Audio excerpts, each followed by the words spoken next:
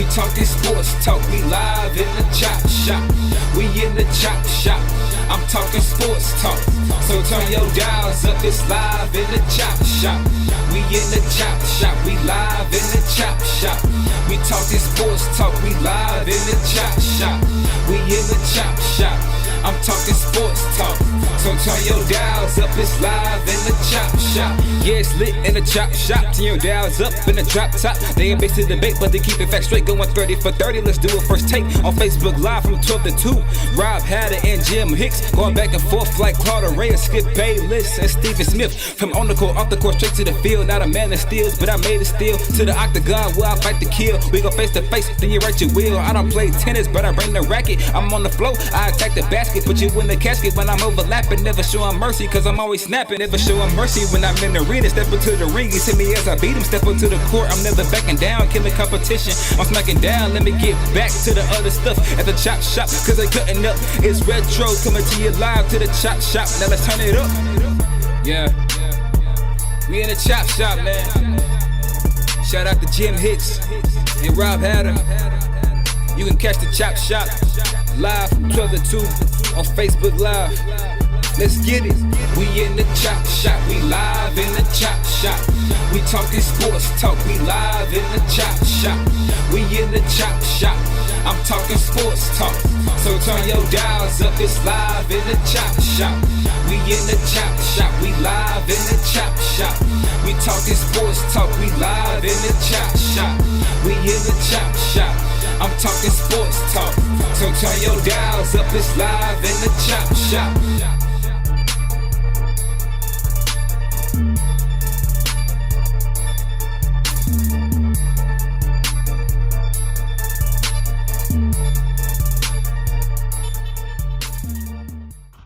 H-Town, what's up? You know what time it is. It's time for the best 120 minutes of your day. The Chop Shop, the nation's #1 urban sports talk show, and also your midday sports happy hour. Yours truly, Robert Hatter, alongside Jim Hicks, coming to you live from Houston, Texas. But we're broadcasting all over the world via Facebook Live and YouTube Live. It's Women Rock Wednesday, so let me take a shout out to all the women who is on the feed. First is Tyandra Holmes. And then I go down a little bit, Kimberly Jackson. Who else I got? I saw Tiffany Sanders. Who else I got? Come on, I saw Kim, Igbu Child. But that's Holcomb. That's Angie Holcomb, and we also have Jessica Brooks. What's up, Jessica? Oh, Brandon Nickerson in the building.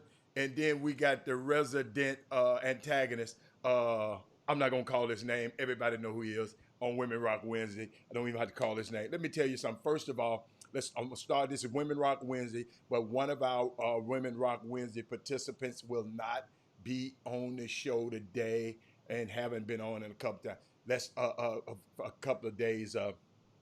Let's our prayers go out to Mindy Collins and her family.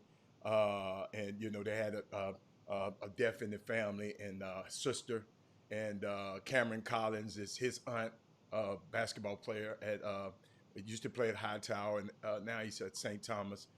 So our prayers, go out to that family, Mindy Collins. Mindy, we miss you. Let us know if there's anything we can do to help, and that it is what it is. Unbelievable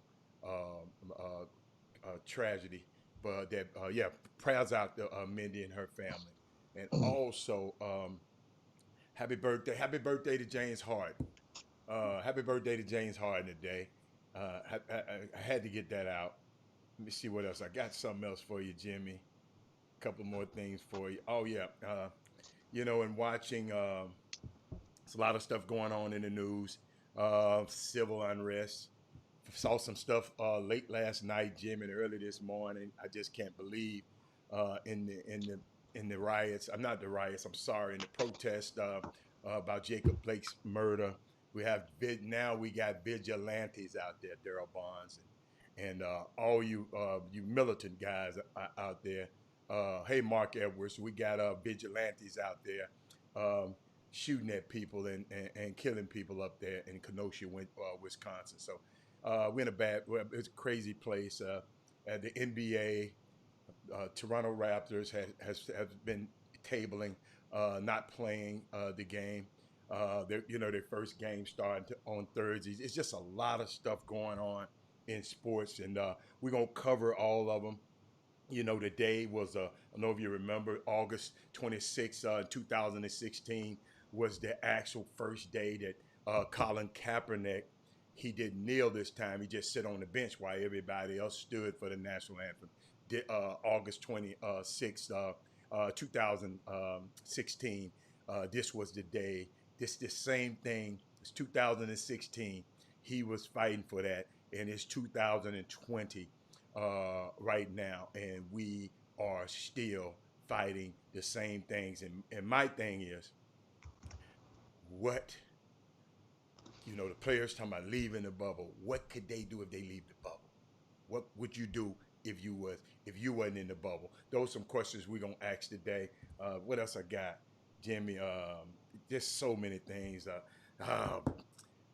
Doc Rivers. I got the video of Doc Rivers. It's just so many things that we're gonna share today. And Jimmy, I know all week, and we got a special guest. That's the lady behind us. If you see somebody behind, we got a special guest, a young lady that I know, a friend of mine is Robin Goins. You can Google her. She wrote a book. And we're gonna talk about her book a little bit later on Women Rock Wednesday. She's a woman that rocks. So we're going to salute her today. And matter of fact, we're going to salute all the women, especially on Wednesday, especially the women on the Chop Shop. Let's salute them, men, gentlemen, today and every day. But let's make it a special, special day and salute the women out there and the women in your life. What else you got, Jimmy, today, man? We're going to try to expedite through this thing because we got to top of the hour. We got a guest coming on, so we got to. And at the half on the hour, I've gotten and sorry for you guys that's been expecting. I got a couple of emails and a couple of text messages over the last 24 hours, and hey, you promised us to talk about the Ruck on Wood on Monday, then you promised on Tuesday. So at the half past hour, around the 12:40, around the 40 past hour mark, we will get into that sector. Meanwhile, so that means we have to go and compress everything into this hour. So first, give you guys your morning baseball dose. Astros split with the Angels in a doubleheader yesterday. The Dodgers, I actually watched the Dodgers play last night against the Giants. I love games when them sticks, when them bats are live. And the Dodgers was kicking their butt early on. So I doze off, wake back up. They're in extra innings, 11th inning. Giants end up getting a walk-off home run, and winning that game in the 11th inning. So the Giants are actually one of the hottest teams in the league right now. Also in NBA talk, I want to get and provide thoughts on Jerry Jones, but we'll give you guys time to swallow and get you and log on in and file into the Boom Boom Room. Meanwhile, let's get right to the NBA recap from last night. We'll number a couple of games last night. The Nuggets survived against the Jazz, 117-107, and now this series. I really didn't want this series to end that fast. I wanted, the Nuggets and the Jazz. I want that game. I want that to go 7. I thought the Nuggets would have punched them in the throat and won in 5 games. I really did. But obviously now they're fighting for their lives. But I'm gonna tell you something, Adam.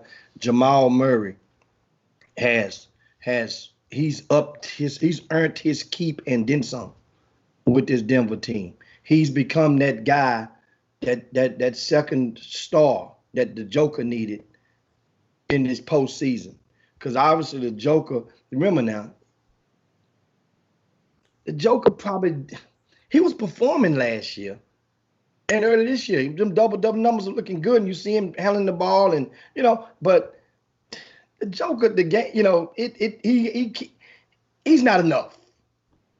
Jamal Murray, 42 points last night. He had 50 the other night. And it's amazing how does NBA work. Think about it. The game before the 50, he had like 14. I mean 12. He go from 12 to 50, then 42. It's kind of like remind you of this that's how hard it is to be consistent in this league. But he has come through with them with 42 points in the win. Speaking of the Joker, 31 points as well. That's 73 points between those two guys of the 117. And once again, Michael Porter they made a swap in the lineup, brought him off the bench. So now he was more comfortable. He had 15 points, solid off the bench for Michael Porter Jr. And Donovan Mitchell, Spider had 30. And the win continues to light it up. And will the Utah Jazz squander what was a 3-1 lead? Time will tell in that. Also, last night, Dallas Mavericks got their bell rung by the Los Angeles Clippers. I'm talking about, and it kind of reminded me of the Lakers, Portland the day before. Remember in that game I said yesterday, before the Portland can realize what had happened, their mouth was bleeding, their nose was bleeding, they had got punched and got hit dead on the button. This is what happened last night to Dallas. Before Dallas can even answer the wake-up call, and the Clippers were all over. I mean, Kawhi came out there with something on his mind. It's almost as if he's saying, okay, look. I see what y'all saying. Y'all trying to move this narrative on LeBron. I'm still here. I'm still giving you guys a 30 ball, and producing solidly in this postseason. And Kawhi stepped up, of course, 32 points, 7 rebounds in that victory. But the story of the night was Paul George. Paul George answered the call, a much needed reintroduction of himself in this postseason, where the numbers have supported to him not filling the bill. Paul George had 35 points last night in 25 minutes, guys. 12 for 18 for the field, 4 for 8 from three-point land, efficient as it gets. And that 35 was punctuating, really punctuating for this, because now that game, that win, 154 to 111, guys. A 43 ball in the NBA. That's about as worse as it can get from the playoffs. And then after the game, you had a couple of storylines. Doc Rivers. Man, But Doc. you know what happened, Jimmy? Before you go there, I want to share something. I talked to Sam this morning. I'm echoing for some reason. I talked to Sam Cassell this morning, and I asked him about the game. Hold up, I asked him about the game. I'm trying to fix that echo. I don't know how you got your information over there, Jimmy. But I asked him about the game, and I just said, man, what went on? Because I didn't call him after the loss. I don't mess with people after a loss. I give them a 24-hour grace period. And he just said, Robert, he said, Doc came in and said to the guys, all he said was, hey man, the playoffs has started, and my team is not here. He said the playoffs has started, and my team is not here. He said 9 o'clock, I want my team back. And let's just go and do what we do, guys. Sam said that's all Doc told him. He said the playoffs has started, gentlemen, and my team just ain't here. That's when he said I guess the other night, and he was feeling, because guess what? He had to go and console his young athlete. He said, man, I shouldn't. I should be just a coach. I shouldn't be a black coach. I shouldn't have to be a psychiatrist. And Paul George, and I'm so proud of that young man. I'm so proud of that young man because he came and said, dude, I was having problems with this stuff. We've been talking for years about, in our community, we can have people right there who think they intelligent, who think they got everything going on and suffering from some type of mental illness or anxiety. And this young man said he just said and told y'all, he could have said, man, I had my 35 points. I couldn't. No, he said, man, let me tell you something, because that's going to help somebody. It's going to help somebody. Young man came in and just so proud of him. He said some more things, but Jimmy, I just wanted to share it because those are things that you know, every time the stuff I gave you about Doc, you're not going to get that on the news. And I don't want to we're talking about the basketball accomplishments that Playoff P did, or Paul Pierce did. But I mean, people were saying that he was walking around like a zombie. See, we wasn't there. We was just watching on TV. But the people that were there and the young kid just was not there mentally. And I told y'all a month ago, I talked to an NBA player. I'll never forget it, Kelton. I talked to a young NBA player who said he wanted to quit this game. The NBA had expectations. The NBA just was too hard for him. He had expectations of what his career, he was a lottery pick, he all of this and he all of that. But it didn't happen in the NBA. He got traded 3 or 4 times. And a couple of times it was not because of him, but the people around him. Harassing the management, harassing the coaches, so they just sent him out of there. So I just told y'all, it's a guy in our community that this stuff is. And the first thing Charles Barkley, anybody wants to say, well, they got money in their pocket. Just because you got a lot of money don't mean you're exempt from problems. You might be exempt from certain problems, but Kevin Love told you, I was messed up. DeMar DeRozan told you I was messed up. So I just want, and I know we talk about sports and we want to talk about high school basketball, but guess what?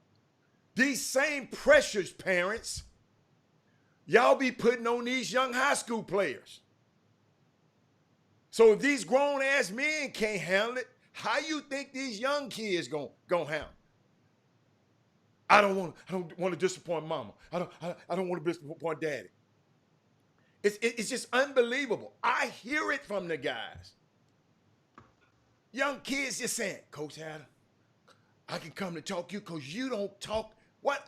My favorite thing when a young man comes, Mr. Hatter, I always like to come talk to you because you don't talk about basketball.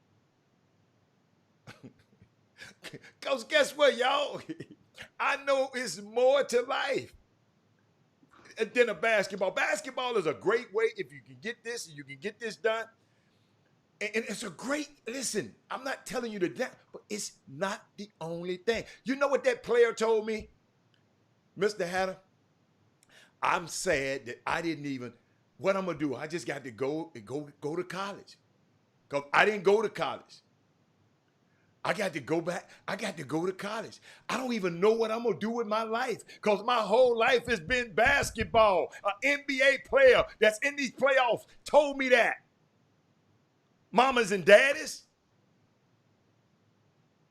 See, this is real, man. It's real out here. So, Jim, I know you can get back to the stats and the games, but yeah, I mean, it's indeed. It's in the realness of it. Yes, you can't. I mean, you don't ignore that, but at the same time, the people that once understanding is applied, then the compassion will go towards a Paul George. Now, Paul George has a pass from the attacks, the viciousness that was out there before last night's game. Because he's come to come clean as to what was hindering his productivity. Now, meanwhile, so that's there. And they asked him that question. They asked him, and he answered the question. He gave for it right after in the post game presser. Yes. And on the court. So now, understand, this goes back to the importance of day before yesterday or night before last, when George Hill, the context of what he was probably trying to relay when he says, I'm paraphrasing, like, man, I don't know why we're here in the first place. I don't know why we're here. And implied, like, he wanted to be in yesterday, you got, attacks, not understanding that, you go and leave right now. You want to. That's, he could. You got him yesterday. Now, understand, obviously, it has come to light, the National Basketball Players Association has the executive committee. They've already had a meeting already, and they're going to have another one today.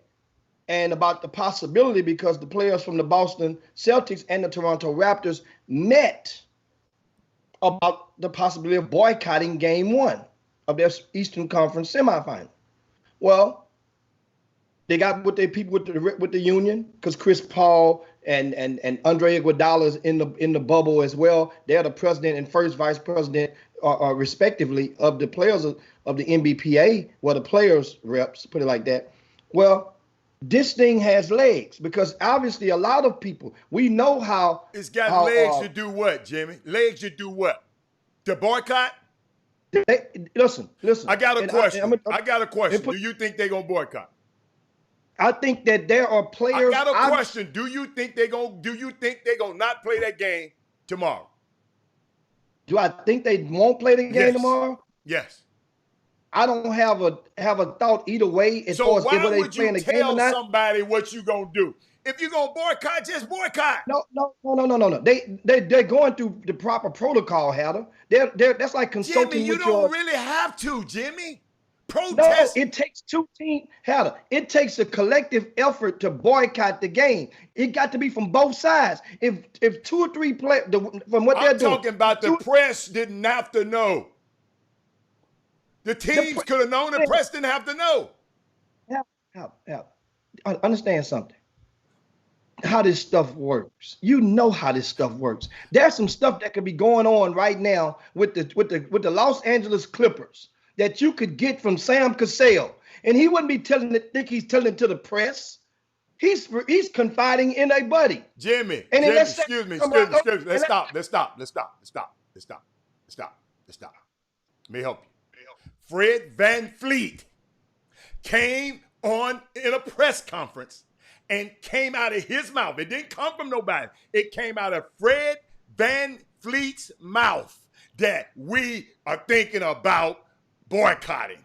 So it didn't come from nobody sneak. Didn't nobody sneak it? That was before both teams met. But no.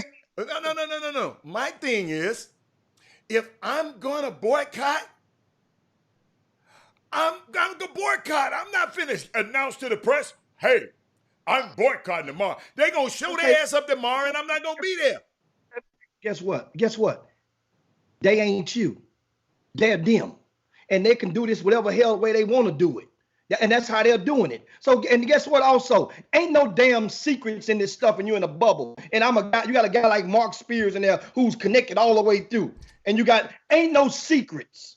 Ain't no secrets. You could try it all day long. Somebody's gonna tell somebody.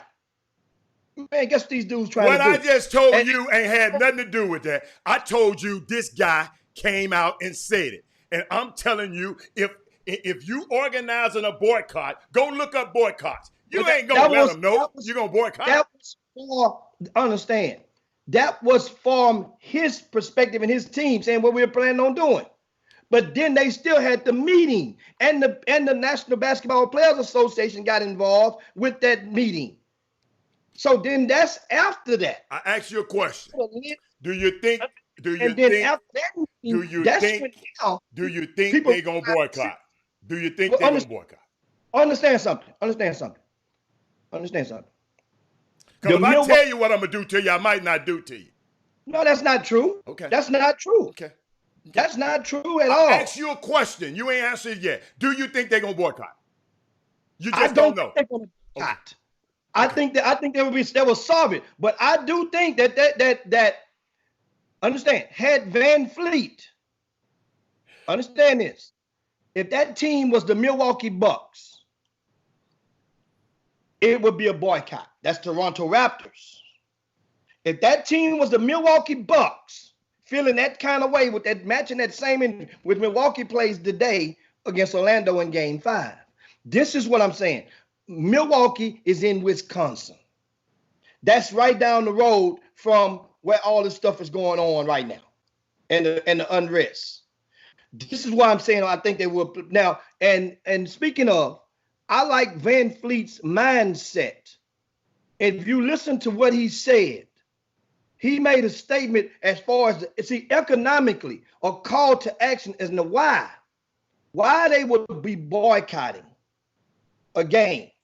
And that is specifically directed, of course, remember coming into the bubble about one of the purposes about making a stance on the social injustice. But this particularly hits home almost with Wisconsin. So he says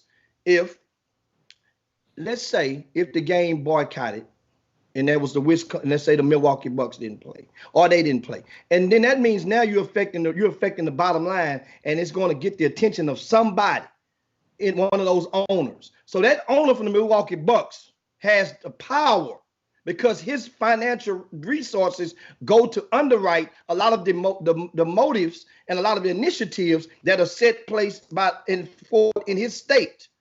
So that owner of the Milwaukee Bucks has the power, possibly the influence to go and let those police say, oh, let's do something, man. Y'all hurting me. You hurting me, I can't donate to you. I can't help you guys out. Y'all got to do something. And I'm paraphrasing in a nutshell as to what Van Fleet how he laid it out elegantly out there, and which the district attorney's office, that owner probably donated to that person who ran for office and won.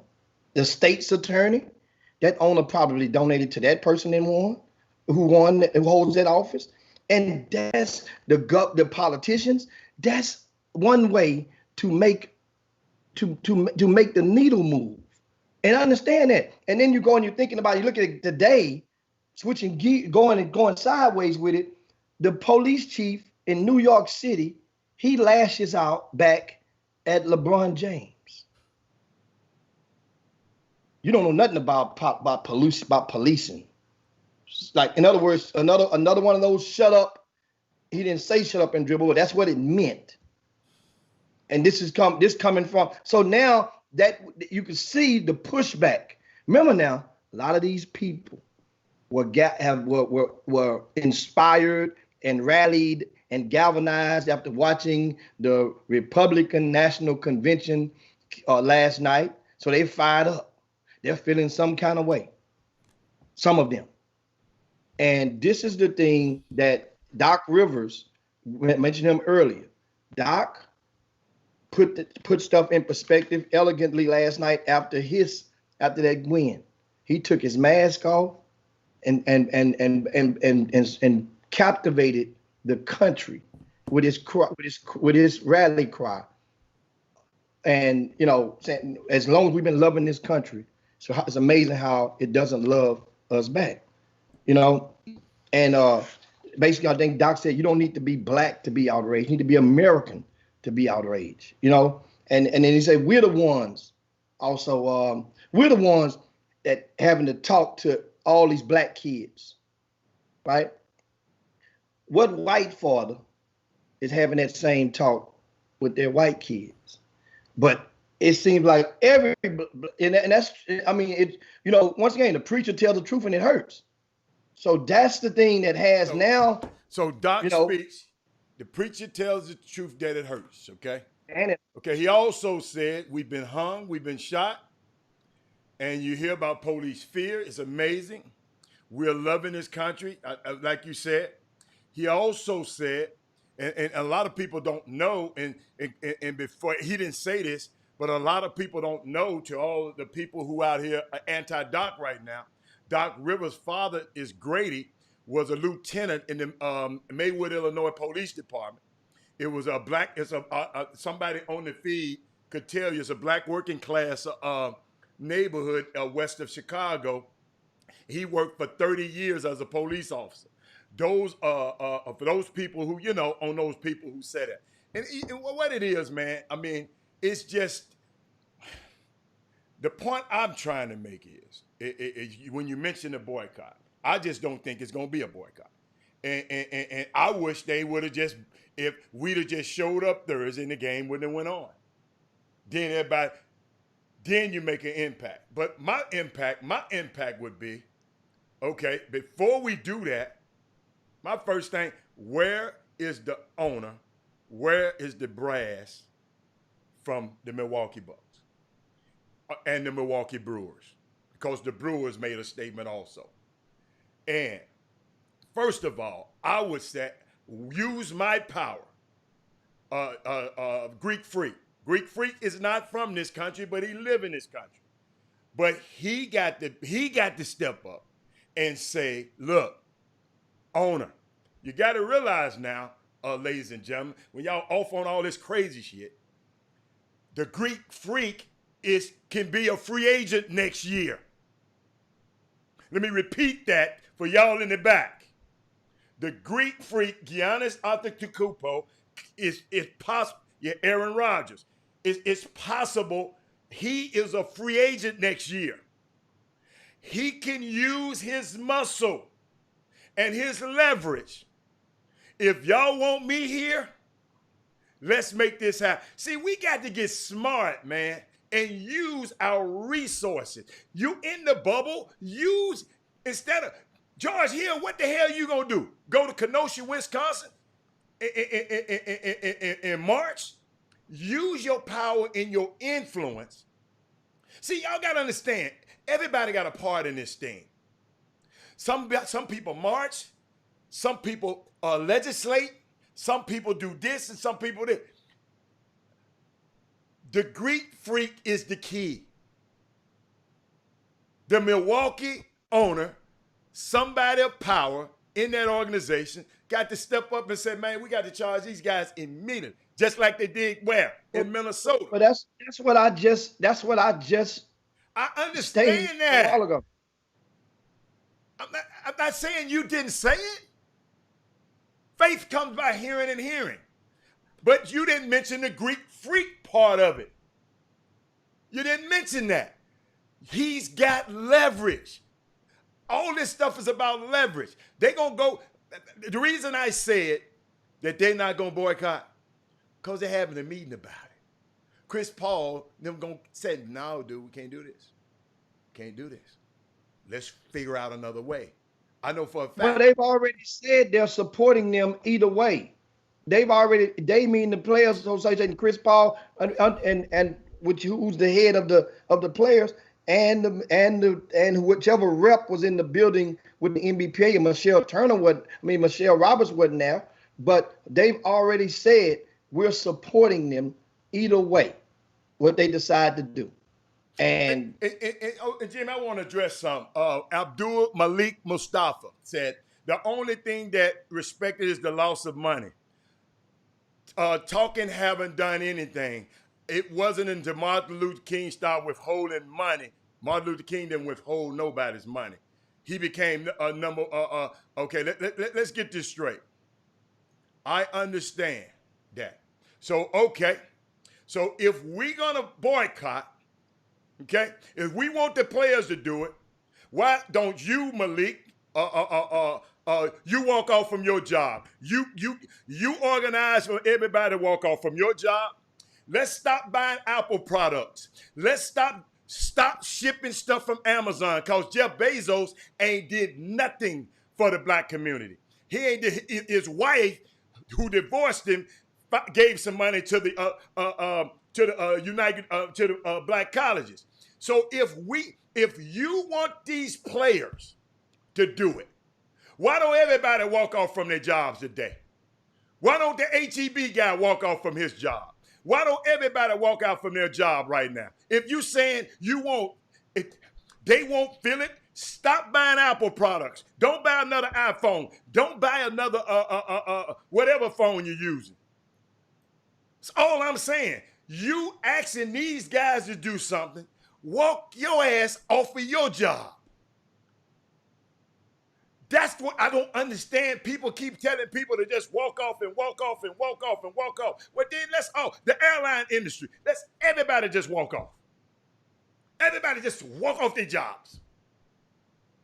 Come on, man. Y'all, come on now. And guess what? That'll hurt them owners, because if you walk off your job, there's no predictor. I tell you what, everybody walk off their job that HEB around the corner, guess what? Ain't no groceries going to be bought. So it's going to affect Mr. HEB. If nobody is flying Southwest Airlines today, everybody just walk off, that's going to affect their bottom line. Alan, that's not reality. It takes a collective call to action. But you expected these players to do it. That's what they're doing. They're attempting to do a collective call to action. That means all the players got to do it, man. It started with the Celtics and Toronto.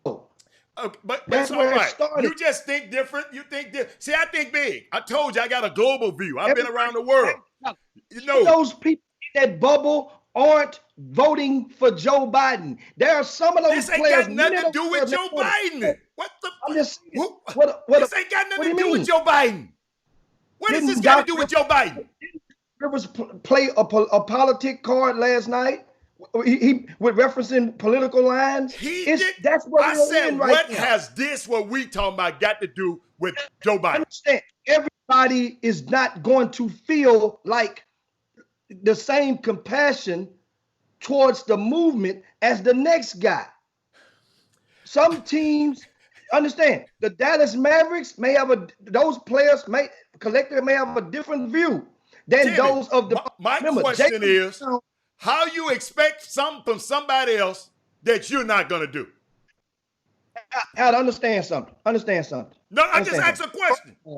First of all, and I explained this to you before, and people out there and I understand how people that don't understand. If you've never been a part of a boycott, then sit this one out and shut the hell up. What the hell are you talking about? Boycott. You don't understand how you can make stuff move, and you got to galvanize. You got to have that meeting with the leaders. You got to put it all together. You got to stack all your. Understand? If you're in the joint and you're having a boycott, guess what? You got to go collect all your canned goods. All the stamps you need. Jimmy, we got stuff to talk about today. We don't need another jailhouse story. We talking about what? People don't exist. Jimmy. Need that. No. You don't want to hear another jailhouse story. No, I don't. I don't glamorize jail. Family that's been locked up before. Name me somebody. How many of y'all, matter of fact, how many of y'all have somebody in your family that's been locked up? What the hell you mean you don't need to hear another jailhouse story? Oh, I don't. That's part of people's life. Hell. That's a part of the life that, guess what? It's got a brother-in-law that just did 25 flat, just came home 2 months ago. This technology stuff is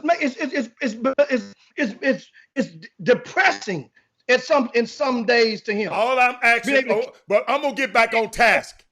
I'm saying, how can you expect about galvanizing to boycott? It takes the leaders. You just mentioned Greek Freak. It takes the leaders. The leaders of those teams are already in progress. Jaylen Brown has been, as you know, his stance back when George Floyd. He went to Minneapolis and beat the streets with his feet in Minneapolis. Van Fleet Jaylen Brown went to Atlanta. So he went to Atlanta. Okay. He went to Atlanta. Keep going. In respect to George Floyd.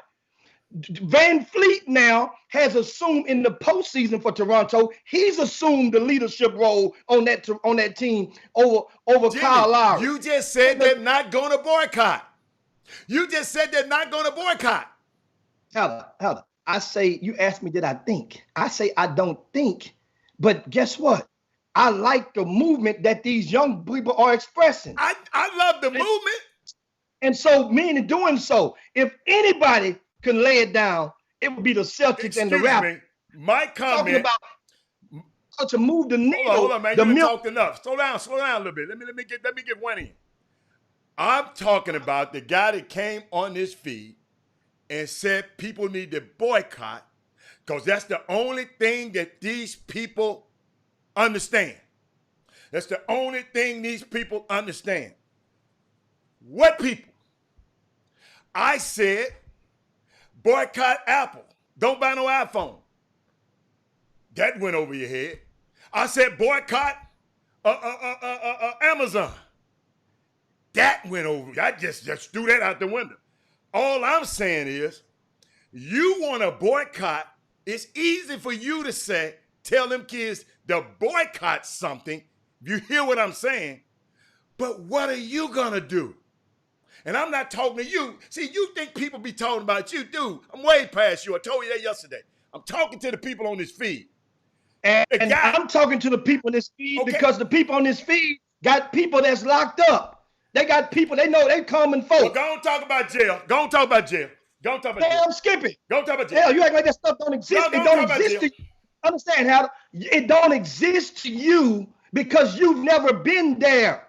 So you can't perceive what happens beyond those walls. You know, man, dude locked up. Okay, cool. But then you understand, that's a life. That's a different world. And those people are relatives of people that's watching the Chop Shop. That's what I'm saying. Now, and back to galvanize. Hold up. These people also got kids that played in Ruck on the Wood, and they want to hear about it. So and they gonna hear about Ruck on the Wood at 40 minutes past the hour, as I just told you. It's 49 minutes past the hour. And so, Ruck on Wood, we're gonna give it to you in 2 minutes. As soon as I land this plane on this right here, you understand. I mentioned you guys about and Gary. Once again, Gary, I've been there. I know how to put a boycott together.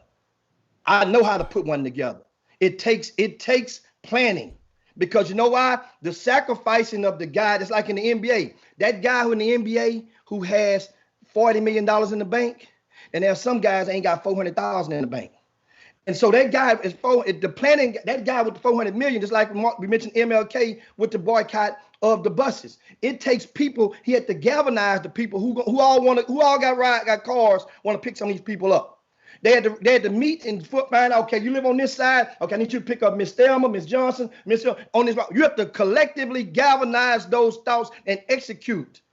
That takes time and coordination. Okay, what time you get off work? Okay, on your way home from work, you can go pick them up. You can drop them off. That stuff takes. That's what it takes. This happens in the jail. I thought you finished. In jail, you got to have the guys. No, in jail, you have to find the guys. That's the flow workers, Hatter, that delivers the food. Yeah, everybody that eat when you lock up. No, you ask about jail. I'm gonna tell you about jail. Yeah, come on. The guys that deliver your ass locked up in segregation, in seg. You got to get your food pushed through the tray by somebody. That guy is called a flow worker. So he is a person of trust. You got to get one of those people or more on your team, part of the boycott, because that means they can give you extra food. They know what's going on. They can go and deliver what you need to pass on from one guy to the next. He need a book. He need his law book. He need all that. You got to galvanize all that stuff. And guess what? I've done all that successfully. And we got changes made in the joint. Whenever that was getting ready to be a riot, guess what? They go, what they do is, in the joint, they smart enough to know whenever something brewing, they go lock up the leaders first before the fight even go down. They smell it brewing because they got snitches everywhere. So they go lock up the heads automatically. You guys, y'all pack your stuff, you're going to get locked up. What the hell going on? Now they know. So that means now the guys they're not used to executing without the leadership. That's what I'm saying. So now. Okay, I'm glad. Hold on. We're going to go in the break, but I just want, now one time have I heard y'all say it, y'all gonna have a press conference and tell the warden what y'all about to do. That's the point that I tried to make, and that's the point. Why publicize it if that's what you want to do? Chop Shop, we'll be back in a minute. Bossman.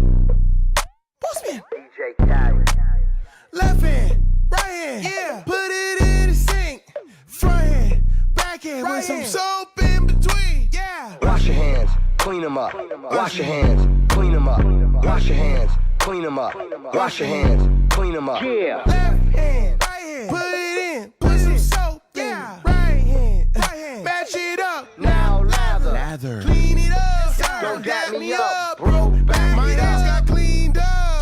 Back it up. Yeah, don't dab me up. Yeah. Limited dabs. Limited. Baby, step back. I don't want that. Limited dabs. 6 feet. Baby, step back. I don't want that. We the cleanest. I am my brother's keeper. And when you say the name Jacob Blake, make sure you say father. Make sure you say cousin. Make sure you say son. Make sure you say uncle. But most importantly, make sure you say human. Human life. Let it marinate in your mouth, in your minds. A human life. Just like every single one of y'all and everywhere around the world. We're human.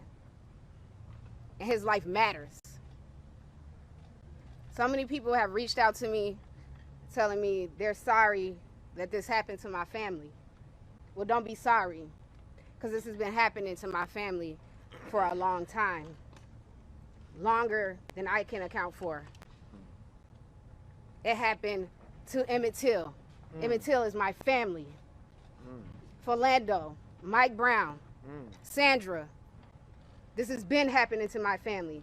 And I've shared tears for every single one of these people that it's happened to.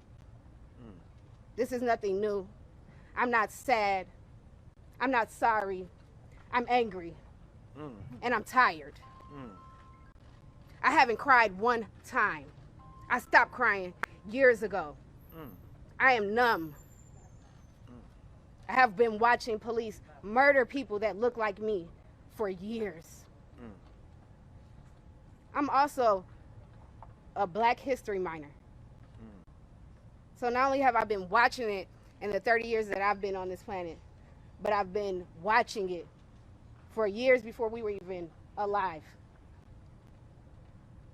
I'm not sad. I don't want your pity. I want change.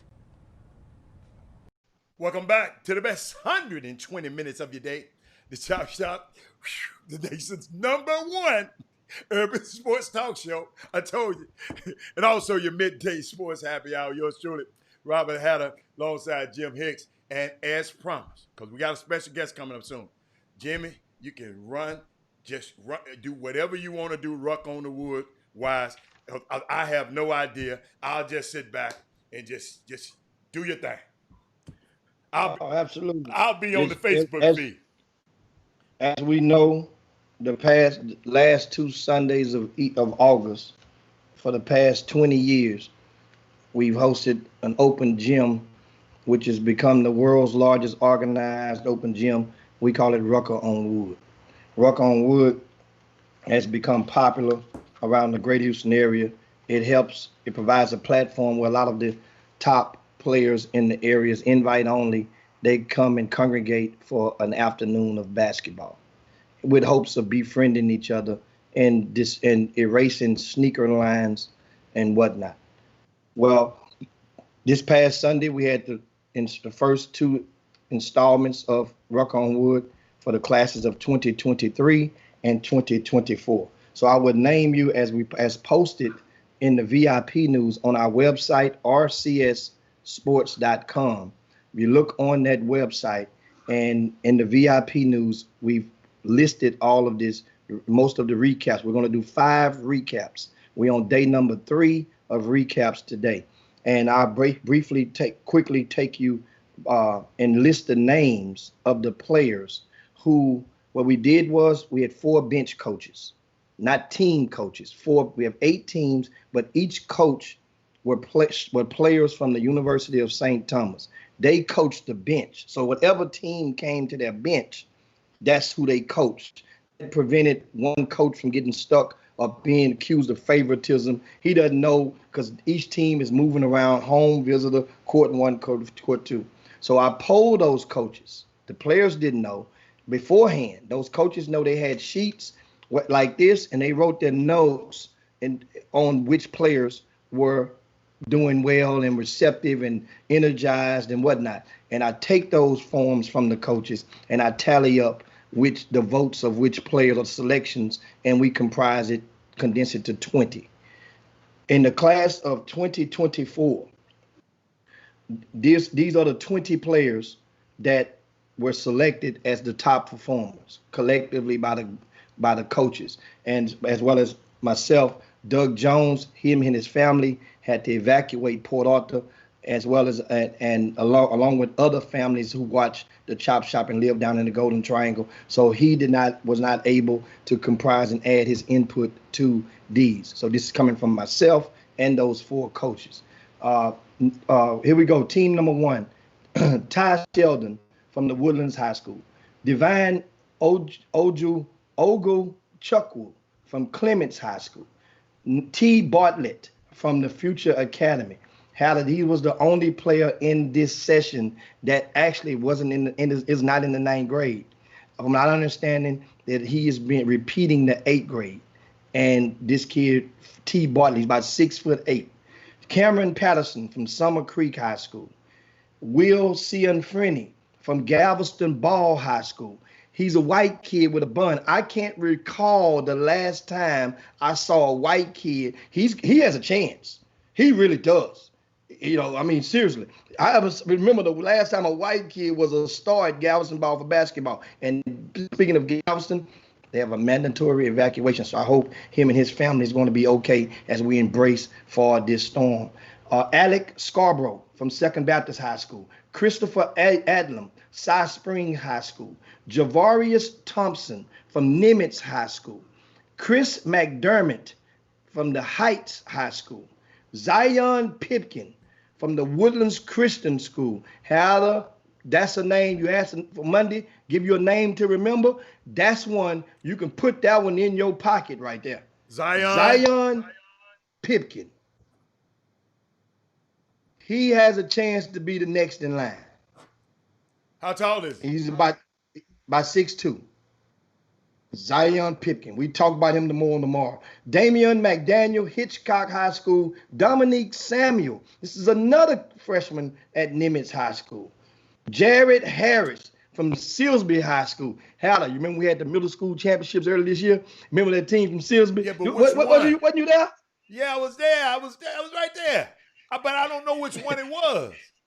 The one that was cracking them heads. They were talking that smack, and they would come back and that team going back and forth. Which player it was. The one that kept the stronger guy that kept going to the hole? Not the one that did the crossover, the Euro. Not the Euro. Okay. That's the light-skinned one. The dark-skinned, slender one. About 5'10", 5'11", that guard that was hitting them buckets. I liked him. Jared Harris is his name. He's the next best thing down in Silsby High School. Darian, what his name? Jared Harris. Oh, Jared Harris. Yeah. Marquis Grant from Wunsch Academy. That's down, I think, in Spring. That's one of the academies. Jamar Franklin over at Clearbrook. Adosoye Anayi from Pato. Anson Johnson Jr. from Texas City High School. I remember his dad was a star at Elsik High School back in 2002. Paul Lucas, Marshall High School. Jacoby Osborne from Elkins High School. That's another one, Hal. That's another one. You know, if a kid go through the Elkins High School program. Huh? Jacoby Osborne. I done heard that name. Where did he go? That name, yeah, he got a chance because one thing about Jimmy, Elkins he played on the team that lost in the finals. The high school team that lost. Did. Jacoby, I remember that name. Sure did. I thought he was gonna go to Hightower though. Y'all dropped the ball over at Hightower. You in Woods, y'all dropped the ball. Yeah, that's what happened. Y'all dropped the ball. Hey, Jimmy, I'm off the clock over there now. I'm off the clock. Now, the last one is Jordan Brown at New Caney High School. Those are the 9th graders. Once again, These guys are incoming freshmen, and these were 20 of the ones who performed very well this past weekend. I'll run through the quickly while we're waiting on our guests to join us. No, we're good. We're good. Keep going. Of the 2023 session. Charles Hervey, he has a chance too, Adam. He's just moved into Houston. What school? Well, I'm sorry, he didn't move into Houston. Yeah, he just moved in here. He's going to enroll at Dawson High School. He's about 6'7". Charles Hervey. He plays with that DOYA team. I haven't seen him play. You know I ain't seen no. Yeah, but he plays. That's one of Clyde Jackson kids. Talking about that dead in your ass team. Yeah, dead on ya. No, not dead DI. on ya. Okay, dead on ya. I'm not good. Mason Howell over at the Legacy School of Sports Science. He's a guard. He's been there, and he did what he performed well. Aiden Purdue. Remember that name, Hatter? Aiden Purdue. Well, understand. He's not, right now. He still has a way to go, but that name has royalty, basketball royalty to it. Wow. I say it again. Talking about Will Aiden, Purdue? That's his son. Oh, he gonna be 7 foot. At Katy High School. He gonna be 7 foot. Aiden Purdue. Right now, Aiden is 6 foot, about 6'4", and he's understand. He could pull 6'8" easily. How about Marion Edwards at Memorial High School? Gary Roboletto from Legacy to School of Sports Science. Remember, this young man, he's in the 10th grade now. He's on his 3rd high school. He went to MacArthur, Aldine Davis. Now he's at Legacy School of Sports Science. But so that school is loaded. And I would not expect for him to scratch the surface on that varsity this year because they're loaded. But you know what I'm saying, as far as being an impact player this year. But in his class, amongst his peers, he made an impact at Ruck on Wood. Oh, here goes another one. This one you might like right here. Kentrell Royston at Nimitz High School.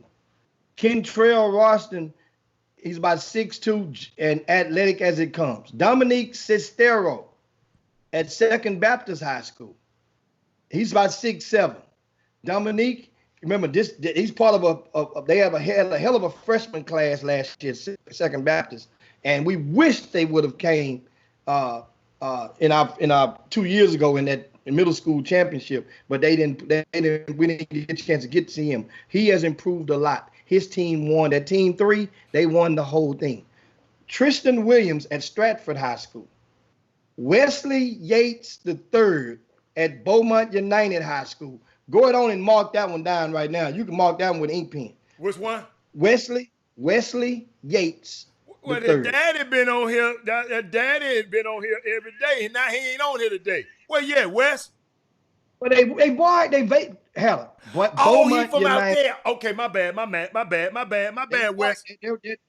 They're evacuating down there right now. But Wesley Yates has made a push. He very well could be the #1 player in the area.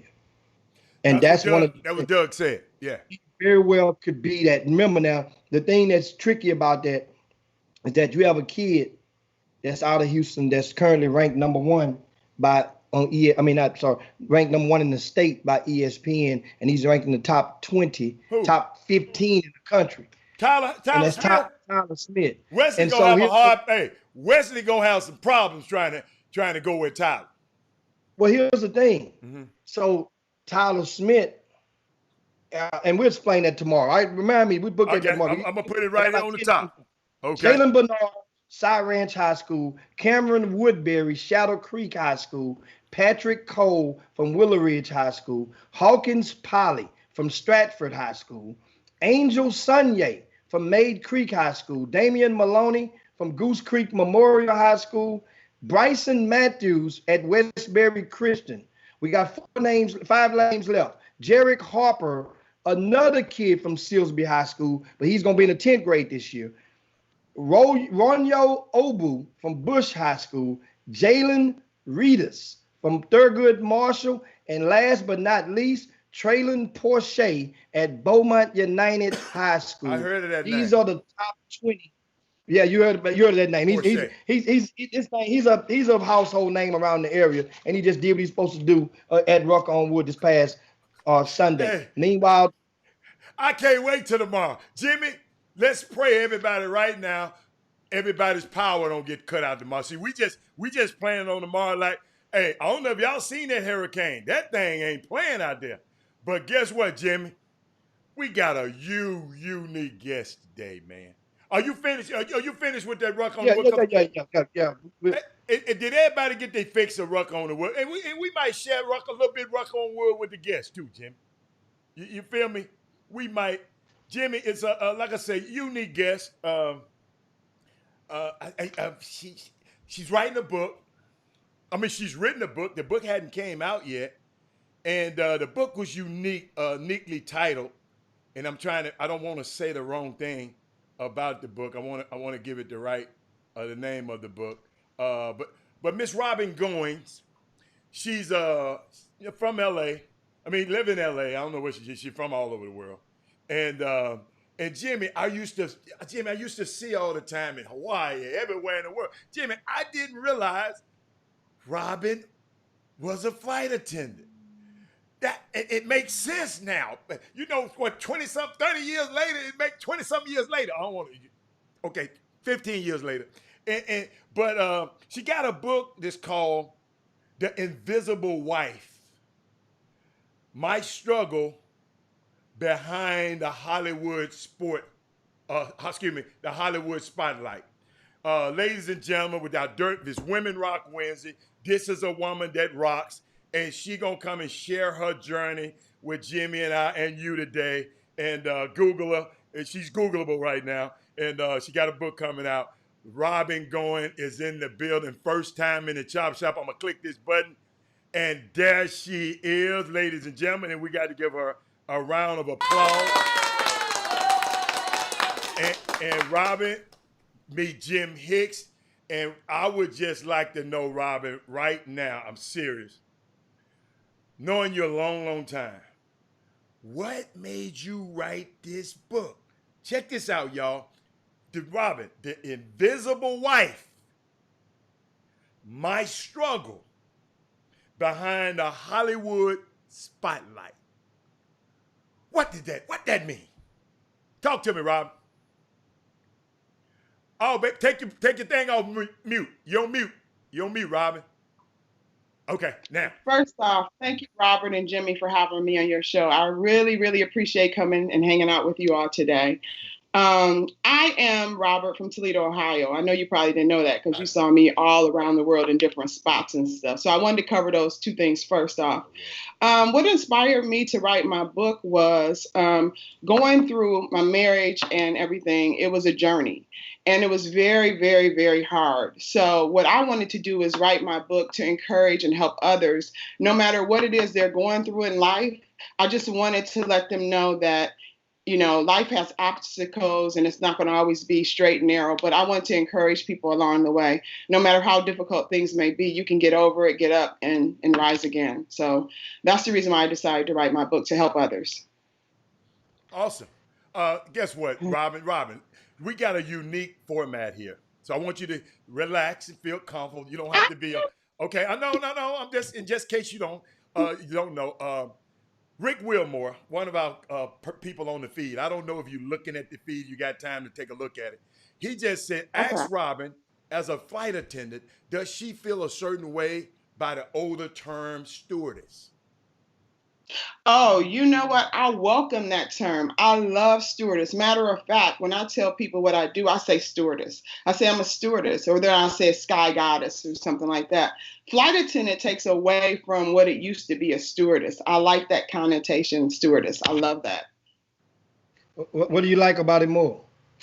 You know, when you were a stewardess back in the day, it was elite. It was what everyone wanted to do. Every girl I know wanted to be a stewardess back in the day. So when you become a flight attendant, it takes away from that elite group that flew and traveled the world and took care of the higher echelon of people. So when you say flight attendant, it's a different connotation. It's a difference on that.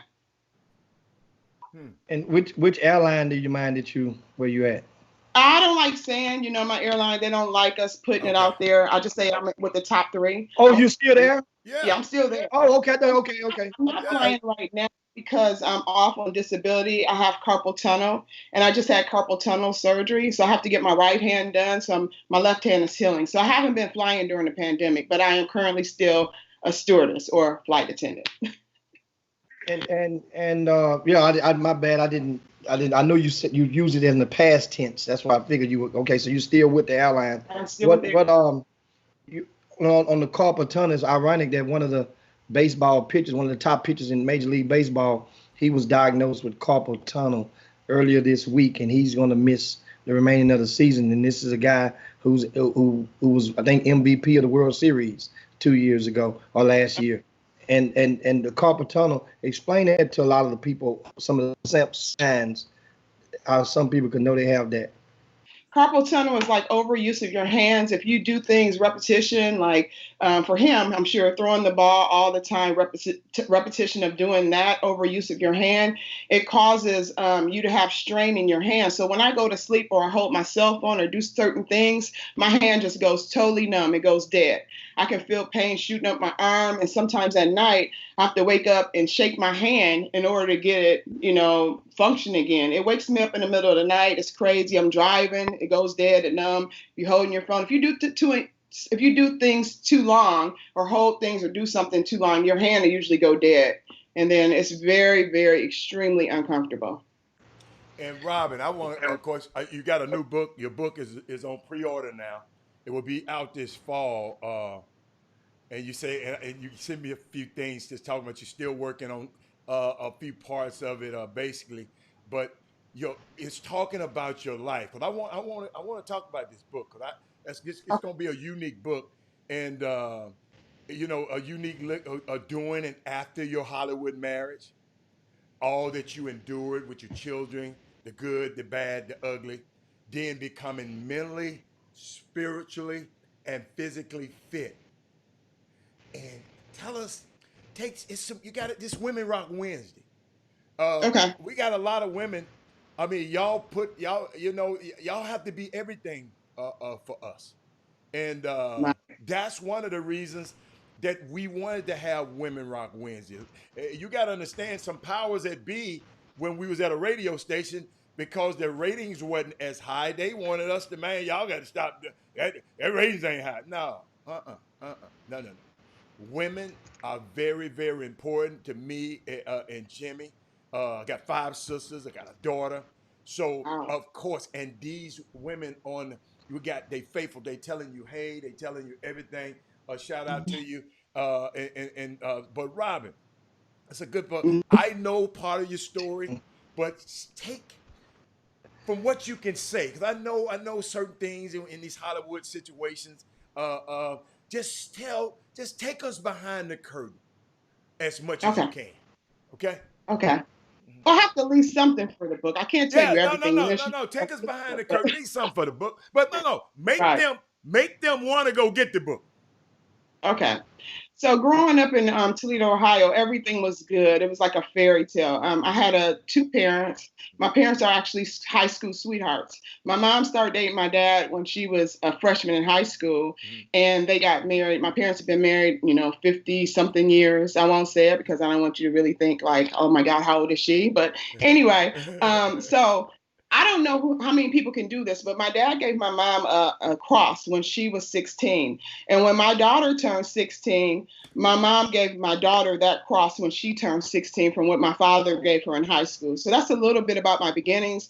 My dad was always a businessman. He had his own business. So people used to tease us like we grew up like the Cosbys, but I just knew home. I knew love. I knew what family was. We used to eat together, pray together.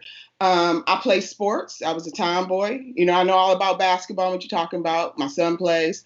But anyway, my dad didn't miss a recital. He didn't miss a basketball game. I played the violin and I was really bad, but he didn't miss a recital when I played my violin either. So he was always hands-on. He was always there. So when I get married and I don't see that same element, and the pieces aren't the way that I saw growing up, I realized red flag, there's a problem. So granted, my ex-husband, he's in the entertainment industry. He travels a lot. I get it. But certain things, when you raise kids, certain things you should be there for. The only thing he was there through my son growing up in graduation was 5th grade. He missed kindergarten, he missed preschool, he missed kindergarten, he missed junior high, and he missed high school. He was there for the 5th grade. What do you mean? Missed the whole kindergarten? He wasn't there. The whole ceremony, he was not there. So certain things, when you're a parent, you need to make sure that you're there in your children's life. You need to be more than just the financial piece of the life. And the financial piece was he was doing child support, but I'll get into that piece because I'm trying to pass the legislative bill.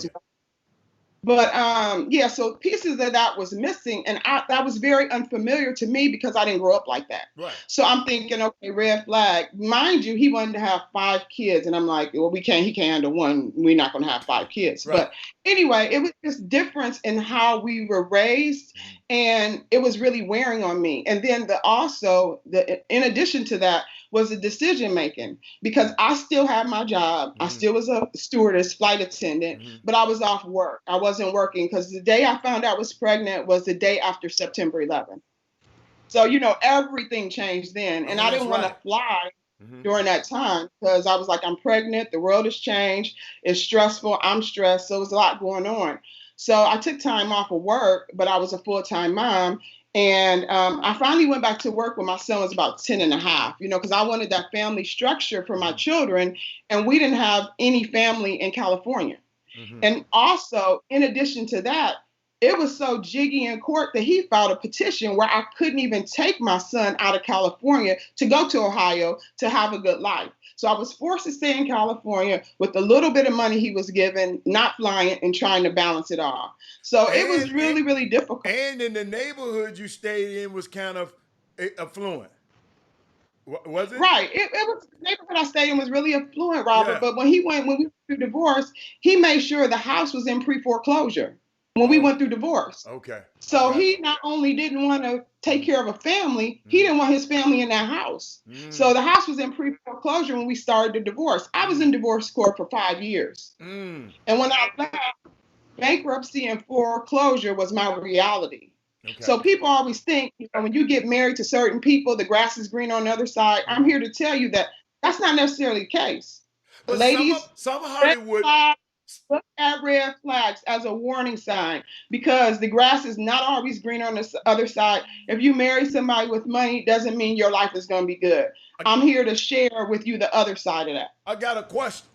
I got a couple of questions. They want to ask you, who is your favorite NBA team? Who is your favorite NBA team? And who is your favorite player?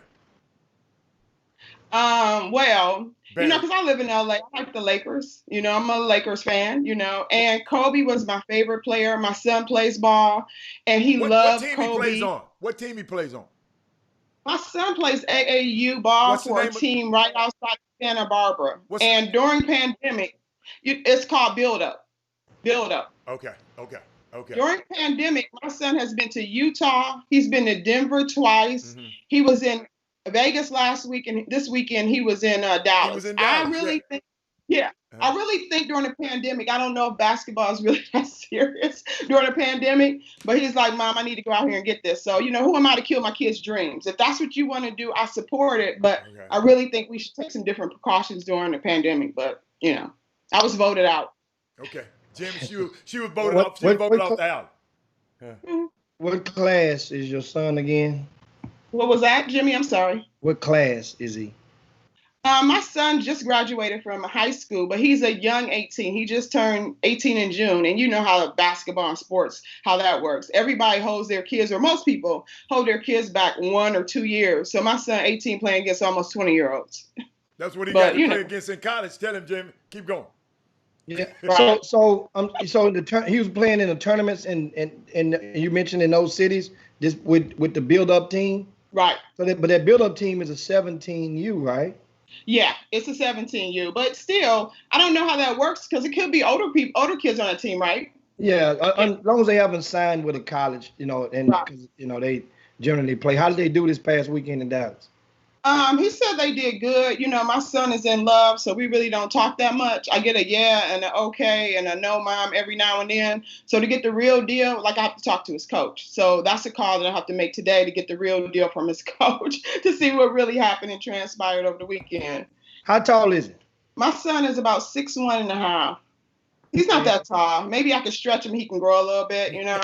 But you being a basketball fan, okay? Yeah. And we're gonna put your hoop mom hat on right now. Okay. And he's been playing how long, since what? 5th grade, 6th grade?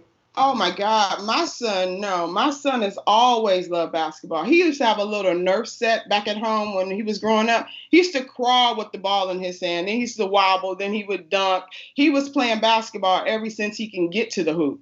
So he actually started playing at the YM or YWCA, one of them. YM. He was about 5. You know, he started playing about 5, and then he got to the AAU circuit probably when he was about 8 or 9.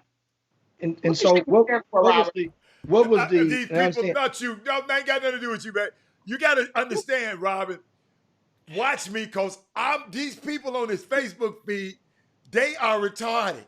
I mean, some of them they just would say anything, and it got me laughing. One man told me you kind of think like he like them and all of that. I mean, it's yes. Let's address that too. I am in the gym working. And that's another reason my book, I'm very transparent. So going through the divorce, I was very, very, very depressed, okay? And I fought for years for them not to put me on medicine. But when I went back to work, I said, I have to get medicine, some kind of medicine so I can focus. So I started taking the medicine, and the medicine blew me up. Like, I've never been this big. So now I'm in the gym. I'm not taking the medicine. Yeah. It's okay if you have to take medicine. You used to be little. So I stopped taking the medicine only 2 weeks ago. I'm in the gym boxing, I'm walking, I'm doing CrossFit, I'm doing it all now. So I'm doing 2 a days now, because when my book comes out, I will be that little itty bitty person that I was before, Robert. Trust and believe. I just thought you were just trying to, do something. Get fined or something. I don't know what you was trying to do. This voluptuous is like a little bit too much going on. You know what I'm saying? I got to calm it down a little bit. I'm trying to find that boxing picture. I can't find it right now. I was going to put it up on the... Oh, there it is. Hold on.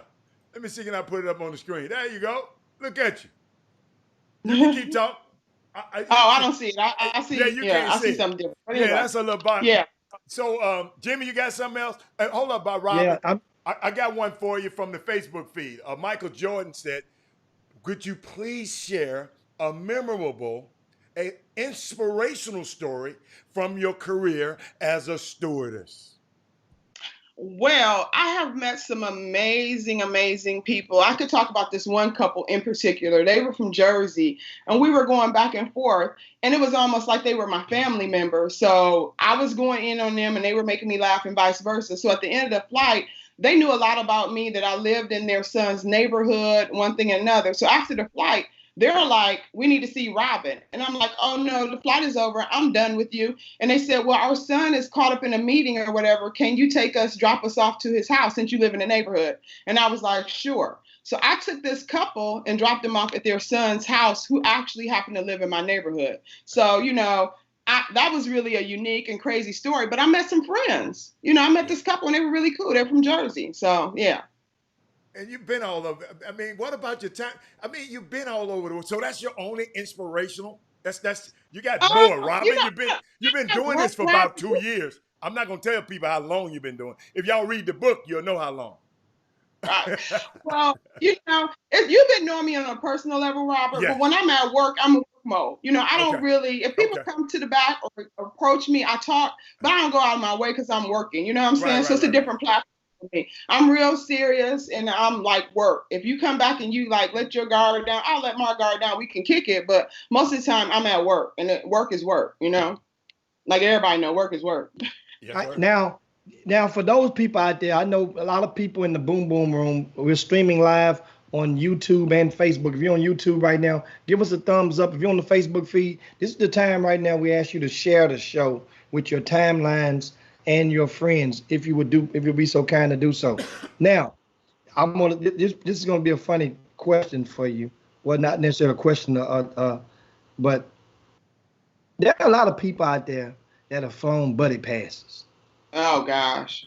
And I know a lot of people out there that have lost their jobs giving buddy passes to people, friends and family and unknowns that have acted a donkey when they couldn't get on the plane. Can you explain to people the etiquette on buddy passes so that so nobody don't get into a wreck after this pandemic? But Jimmy, I got a question. Hold on, Robert, Okay. before you start, buddy passes are still available? I thought they don't have buddy passes no more. I thought you just be the companion now. Okay, I'll ask both of these in one. All right. First off, if somebody gives you a buddy pass, they are not your buddy. They are not your friend, because a lot of times you can't even get to where you're trying to go. Second off, we do still have buddy passes, and it depends on the airline. Like for me, I'm single, I'm not married. So I can have, like, for example, one companion and I can still have buddy passes. But if I have two companions, I don't have any buddy passes. So it just depends on the situation. So for me, I have buddy passes because I have my daughter, but I'm going to fill that void with another person. We're not going to talk about that right now. But anyway. Mr. Katie, whole different conversation. How you going to take your daughter off? Oh, Robin? You can't take your daughter off. No, my daughter. Well, actually, my daughter has a job with the airline I'm with, but she Okay. just got started flying. She's new. She has one class underneath her. So the pandemic, she's the first to go. Okay. So she's gonna be furloughed or laid off or involuntary furloughed or something. Okay. So I will keep her on my passes, but the other one is spoken for. So I don't want everybody in your chat room hit me up about the buddy pass because I don't Mr. have. Katie gonna hit you 4 times right now. Mr. Katie trying to get down. Mr. Katie talking about, boy, she thick just like I like her. Oh Mr. my God! Only for a second. Only for a Mr. Katie, second. she gonna drop that. I'm about to drop 80 pounds.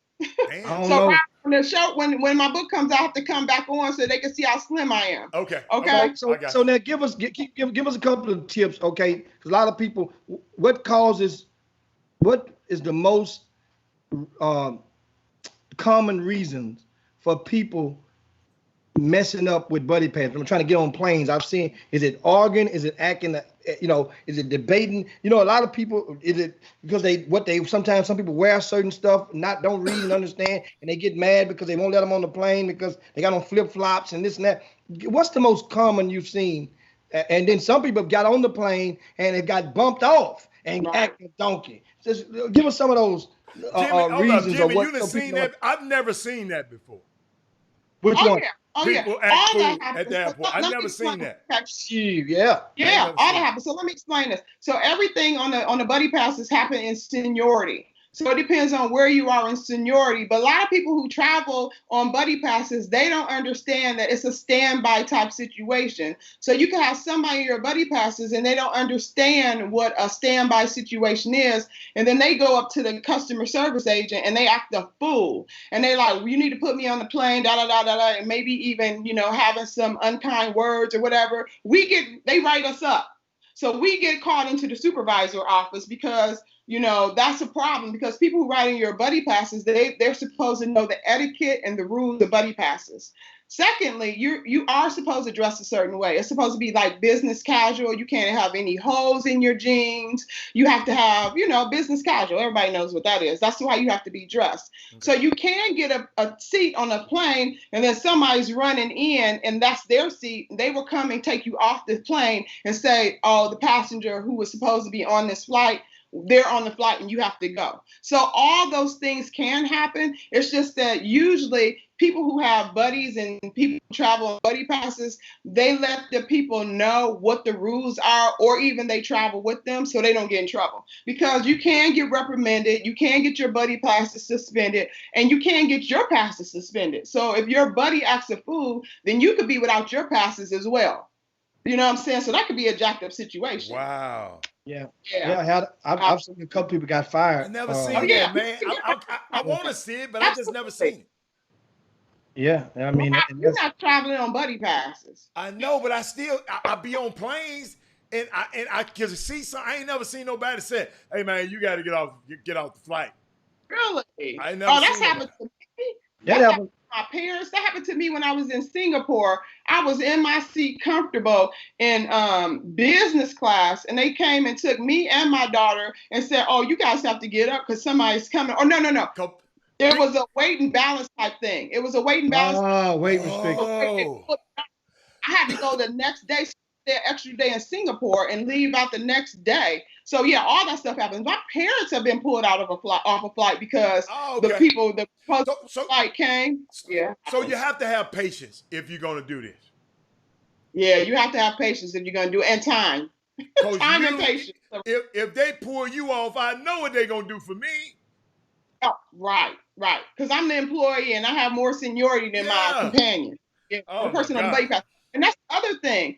People on buddy passes, all the people on that are flying for the work for the airline, they all have seniority over the people that's on the buddy pass. So Yeah. you know, if you want to travel on the buddy pass, you got to plan to be there. You got to plan to be at the airport a week or two before you need to get to where you're going, because it could be days before you get to where you're going. So that's the reason I said in the beginning, if you're flying on somebody's buddy pass, you're not really their buddy. No, when you get don't there. say that. That's why it's gonna be best not to buy a ticket. Well, yeah, that actually definitely applies at events, at Right. key events. You Exactly. know, yeah, Especially you're if going. you know, like 2 weeks in advance you need to go somewhere. You should just buy a ticket and not deal with the nonsense. I even buy tickets when I'm trying to go home for Thanksgiving or I'm trying to go somewhere for certain events and stuff. I'll buy a ticket because I don't want to deal with the nonsense. You know, if I'm going to get there or maybe I'll get there. You know, no, we're not doing that. I can't get pulled off no plane. I'll be too sharp when I be on that plane and they pull me off Right. that plane. Man, them folks talking about, what did he do? What? Hell no. Jimmy, that's one of my other fears. Pulling me, my big old. Hold up, Jimmy, hold up. You Hold could up, tell. Huh? What? Sometimes you can kind of tell if you know, because I consider myself a buddy pass connoisseur. Jimmy, You know, Jimmy. No, guess I what? don't even see you. Jimmy, I don't I'm even see you as carrying my that. luggage on, Jimmy. You know what kind of luggage I got. So Oh, yeah. they looking Oh, at yeah. me like, what the hell is he doing with this luggage and And he flying getting like off this? the plane. yeah.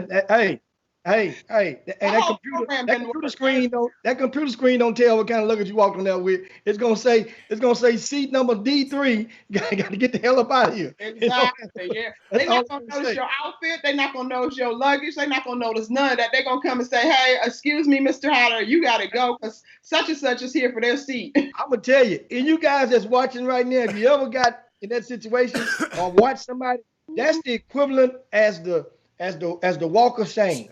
That's the green mile. Walking Yep. off the plane, you get bumped off the plane, you sit down. Jimmy, Jimmy, I know you talk crazy. What you said?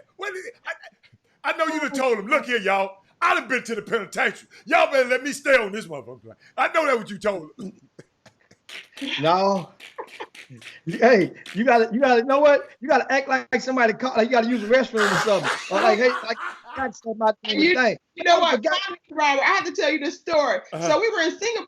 I was getting to know my seat partners and everybody, right? We exchanged and they like, well, if you need the snacks, you can get the snacks. We talking, we getting to know each other. And then they come and tell me, oh, you got to get off the plane. They all look at me like, where you going? What happened? Where you going? Wow. Dude, I'm telling you. Hey, Right. hey, Rob, I love this. Me and Sam, this one our favorite. We go into Vegas. Big Floyd Mayweather fight. So we're going to Vegas, right? Okay. So you know how the planes, no, we're not. You know, from Houston to Vegas, full. Okay. So me and him had first class tickets on our flight, but we got there late. And the plane took off.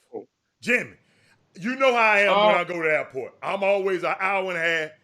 And Sam, I had him with me. He was taking too damn long, and they got us on a cart, and that plane had already pulled out. So you know I'm mad. I'm mad, Jimmy. So the next. So now flight, you got to stand by another flight, hoping to get first class. the next flight, all first class was full. So me and now Sam, hold on, me and an NBA player sitting in the back. So they sit me in between in the middle, because I'm standby. But it was two girls, Jimmy.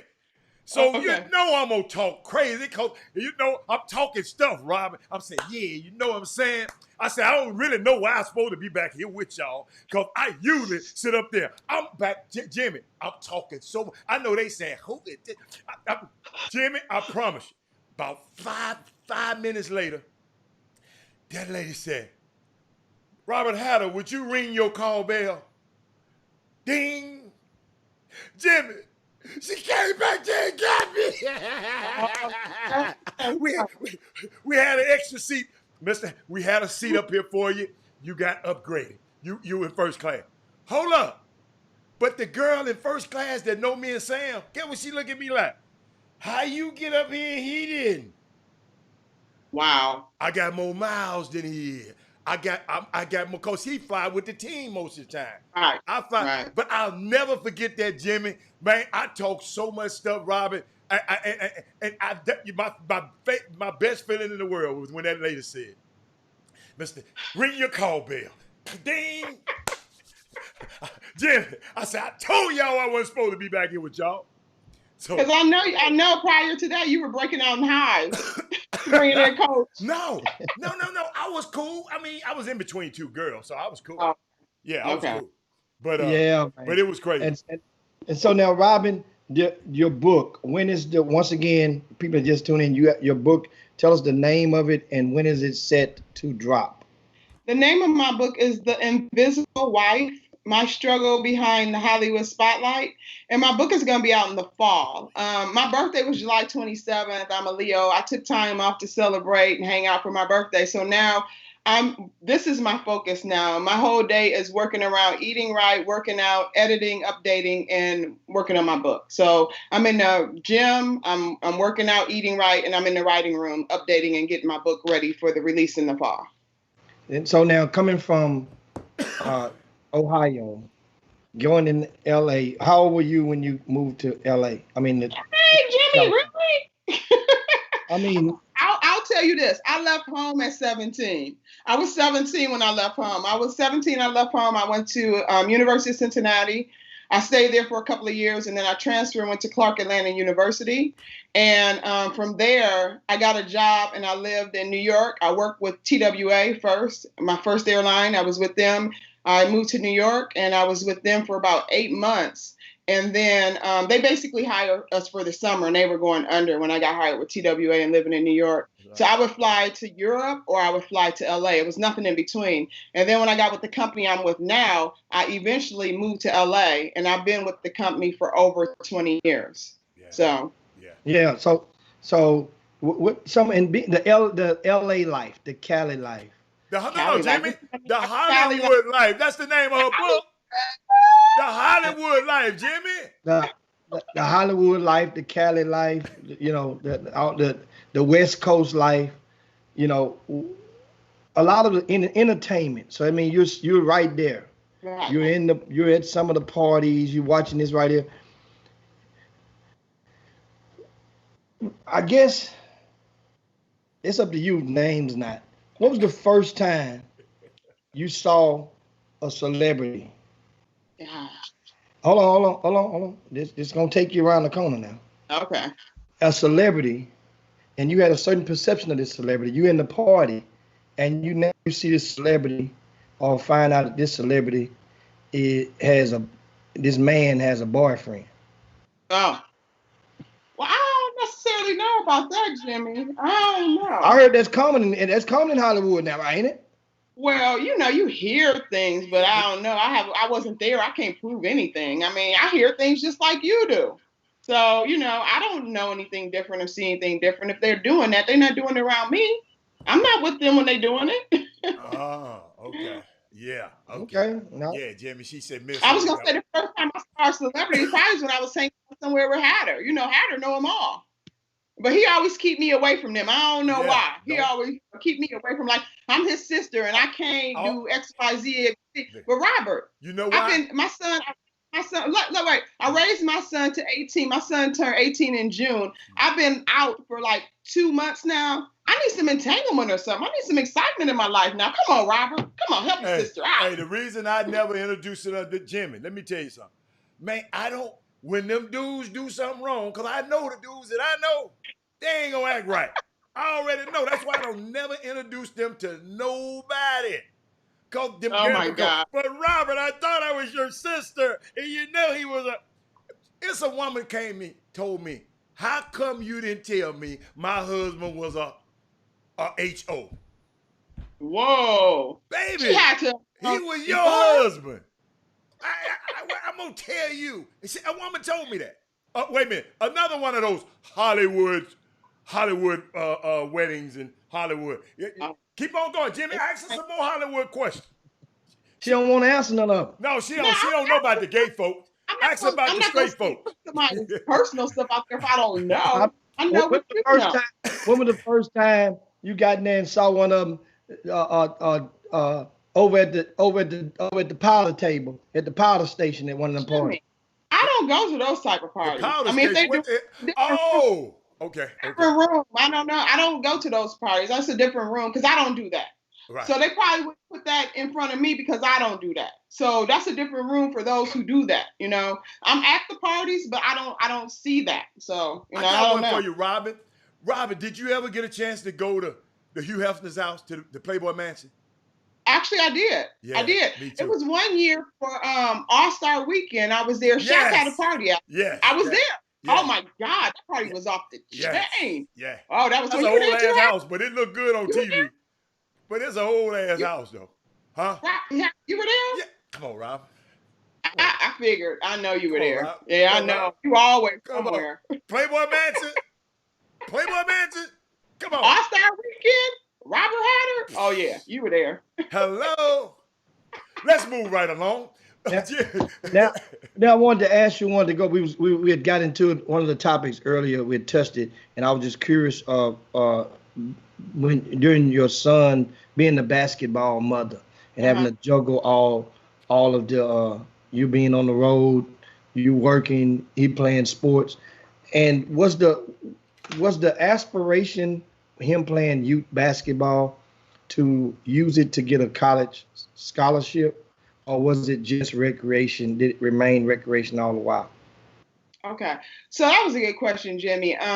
I took the little bit of money my ex-husband gave me, and I flew part-time. Don't do it like that. No, I'm serious. I live in LA, Robert, and it wasn't a lot of money, but I chose to be a full-time mom. So I made it work, as single moms do. So I was always at my son's basketball games. I didn't miss one until the pandemic. I was always there, whether it was high school, whether it was travel ball, I was always there. My son just enjoys the game, but then my son is really, really smart too. My son is kind of like a 4.0 grade point average student. So he played because he loved the game. My son is good in basketball, but he's not like an outstanding LeBron James when he was in high school type of kid. He loves the game, always has. He plays hard. He works hard. He has a work ethic, and he loves the game.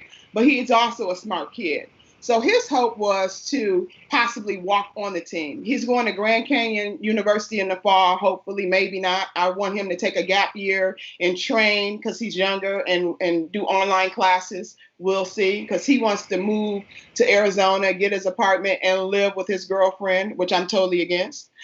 So his thing about playing basketball was totally for the love of the sport. If he got a scholarship, that was cool. But if not, you know, he just loved the game. And I always would check in with him and ask him, like, son, are you okay with this?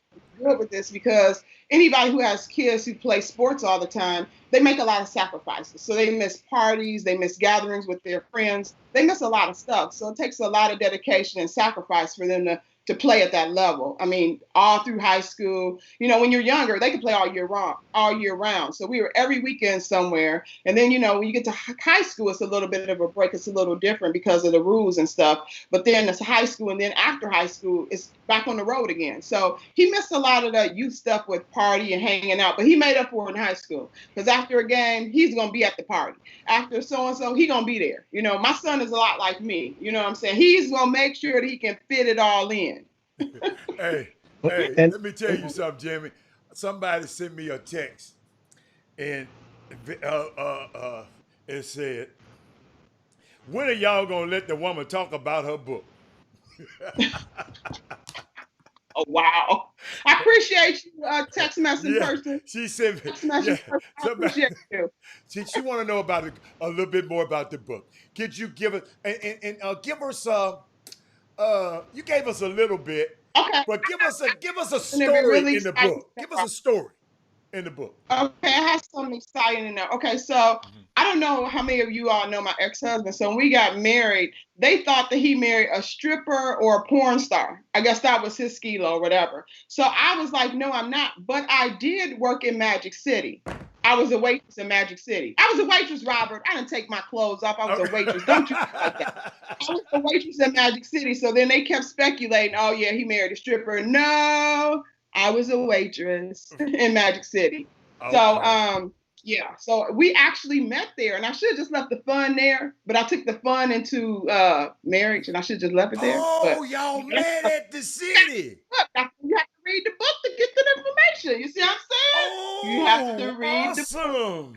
So I guess he had some of them Lou William, them Lou William wings when he was up in there. They wasn't called that back then. They were called something else. I'm just messing with. He probably had his own wing. That was some. Hey, that was some Freaknik wings right there. Oh, you know about Freaknik, Jimmy? I've been there 3 times. Come on, girl. Who ain't been to Freaknik? Down when I was in school, it was going down. Oh yeah. It's crazy. It wasn't a beach or anything there. Jimmy, it was the biggest party ever, though. Only thing I hate about Freaknik is one thing I hate: the traffic. What's that?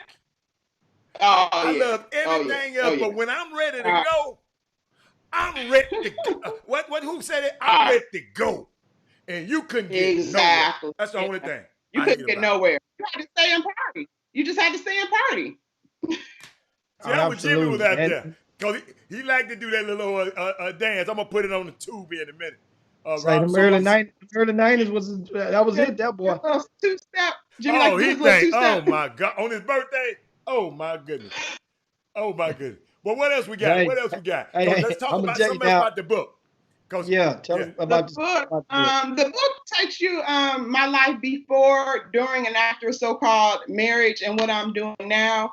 So now it's fitness, health. So what I'm going from was an abusive marriage. It was emotional, mentally, emotional, financially abusive. And now I'm going to a spiritual well-being, getting back fit, in shape. Whoever was talking about being voluptuous, I'm getting back to my skinny. So we're working on all that now. So it's going to be a full book where you see somebody went through the storm, they come out on the other side, and you don't even know they've been through a storm. So that's my book in gist.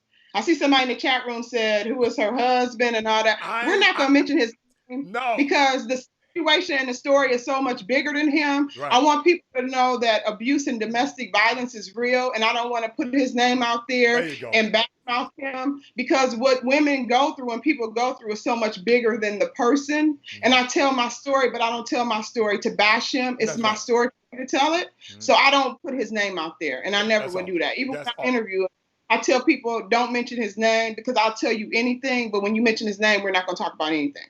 So, because I'm notice I haven't, and they've been on the Facebook feed. They've been guessing. I see them. But it's okay. And everything. They're all over the place. I see them. It's okay. Yeah. It's okay. So now, what part of the book is probably going to cause the most controversy? Briefly take us down. What would cause the most controversy? Probably the whole thing, the way I tell my story, because I'm very transparent. You know, I talk about everything in the book. So that could, I don't know. People can feel a certain way about that. But at the same token, I feel that it's my right to be able to tell my story. I mean, he dragged me on stage. I became a part of his comedy show. So I just feel he made lots of money off of his comedy talking about me. But I feel like it's my right also to do my book to help other people who may be going through something in life, struggling or, having a problem, contemplating suicide. I've been there too. I've been all over the place. So I feel like it's my right to tell my story so I can help somebody. I want to be in a position to help others. And that's the main reason why I'm doing my book. And of course that book, give them the name again, and once again, I know you said it earlier, but for those who've missed it, and how can they get it when it comes out? Yeah, how can they? Okay, the name of my book is The Invisible Wife: My Struggle Behind the Hollywood Spotlight. Everybody can go to www.IamRobingoings.com and get your pre-order book right now. I'm doing pre-orders on my book, so I would love that. Or you can even go in there and make a donation to my foundation. I have a nonprofit for domestic violence. So I'm just doing a lot of great things to help people. And now, what part of the book is going to make probably your son, that you probably want to sit down and have a talk with your son about before the book come out? Well, you know what? That's funny because I started journaling and doing my book when my son was probably about 5 at the onset of divorce. I started it journaling, and then I actually had a ghostwriter who helped me start the story, and then we kind of fell out, but I'm going to take care of her too when the book comes out and I get some success. I'm going to make sure that she's taken care of because I'm that type of person. Why you fall out with the woman, Robin? Because I was depressed and she wanted me to do things I couldn't do when I was depressed. And, she was a young woman telling me what I should be doing. I'm in my bed and I can't hear her. So we had a roundabout, But anyway, it's going to be good because I'll make sure I'll take care of her, bless her in that way. Gotcha. But, when I got ready to do my book, I sat down and I talked to my son because, I told him what I wanted to do. And my son is amazing. Like, I had this amazing son. He said, "You know what, Mom?" He said, "I'm getting ready to be 18. I'm going off to college. You're going to have to do what you got to do." And I said, "Whoa, wow." And he also said this to me because my mom had back surgery in January, and I went home in May. I was trying to get home for her birthday. My mom's birthday is the middle of May. And then May 23rd, my son was going to have a drive-through type graduation. But my sister got home a couple of days before and said, "No, you need to come home and see Mom. It's not good." So I was immediately in tears. I was torn. Like, I have to go home and spend time with my mom, but it's my son's graduation. We're doing a drive-through. We worked all these years for this. This is our moment, right? Mm-hmm. My son looked at me and said, "Mom, you only have one mom. You need to go home and be with your mother." I said, "Oh my God." The tears just started flooding. And I was like, this is my son. I also missed his 18th birthday. I was still home with Mom. So my son is so understanding. He was like, "You're where you need to be." So I raised a great son in spite of it all. I raised an amazing young man. I'm sorry, excuse me. That's all right. I'm glad. I mean, this is good. Robin, hey, I can't wait to get this little book. So okay. I can pre-order it. I just posted it on your website. I just posted it up on the screen so if people want to buy it. Jimmy, what else you got over there? I got my shirt on. You see it? You can't even see my shirt, huh? My Empower shirt. No, I wasn't trying to look at your shirt. Oh, get back. See, there you go. Come back. There down. you go. Mr. Kaden, look at that shirt. There you go. Mr. Kaden, hey, and Corey, and Walt was looking at it till he just got engaged on the show. And all of them, and now also, we were talking. I asked you, and I was just curious because we have a lot of basketball mothers that watch the show. Yes. Okay.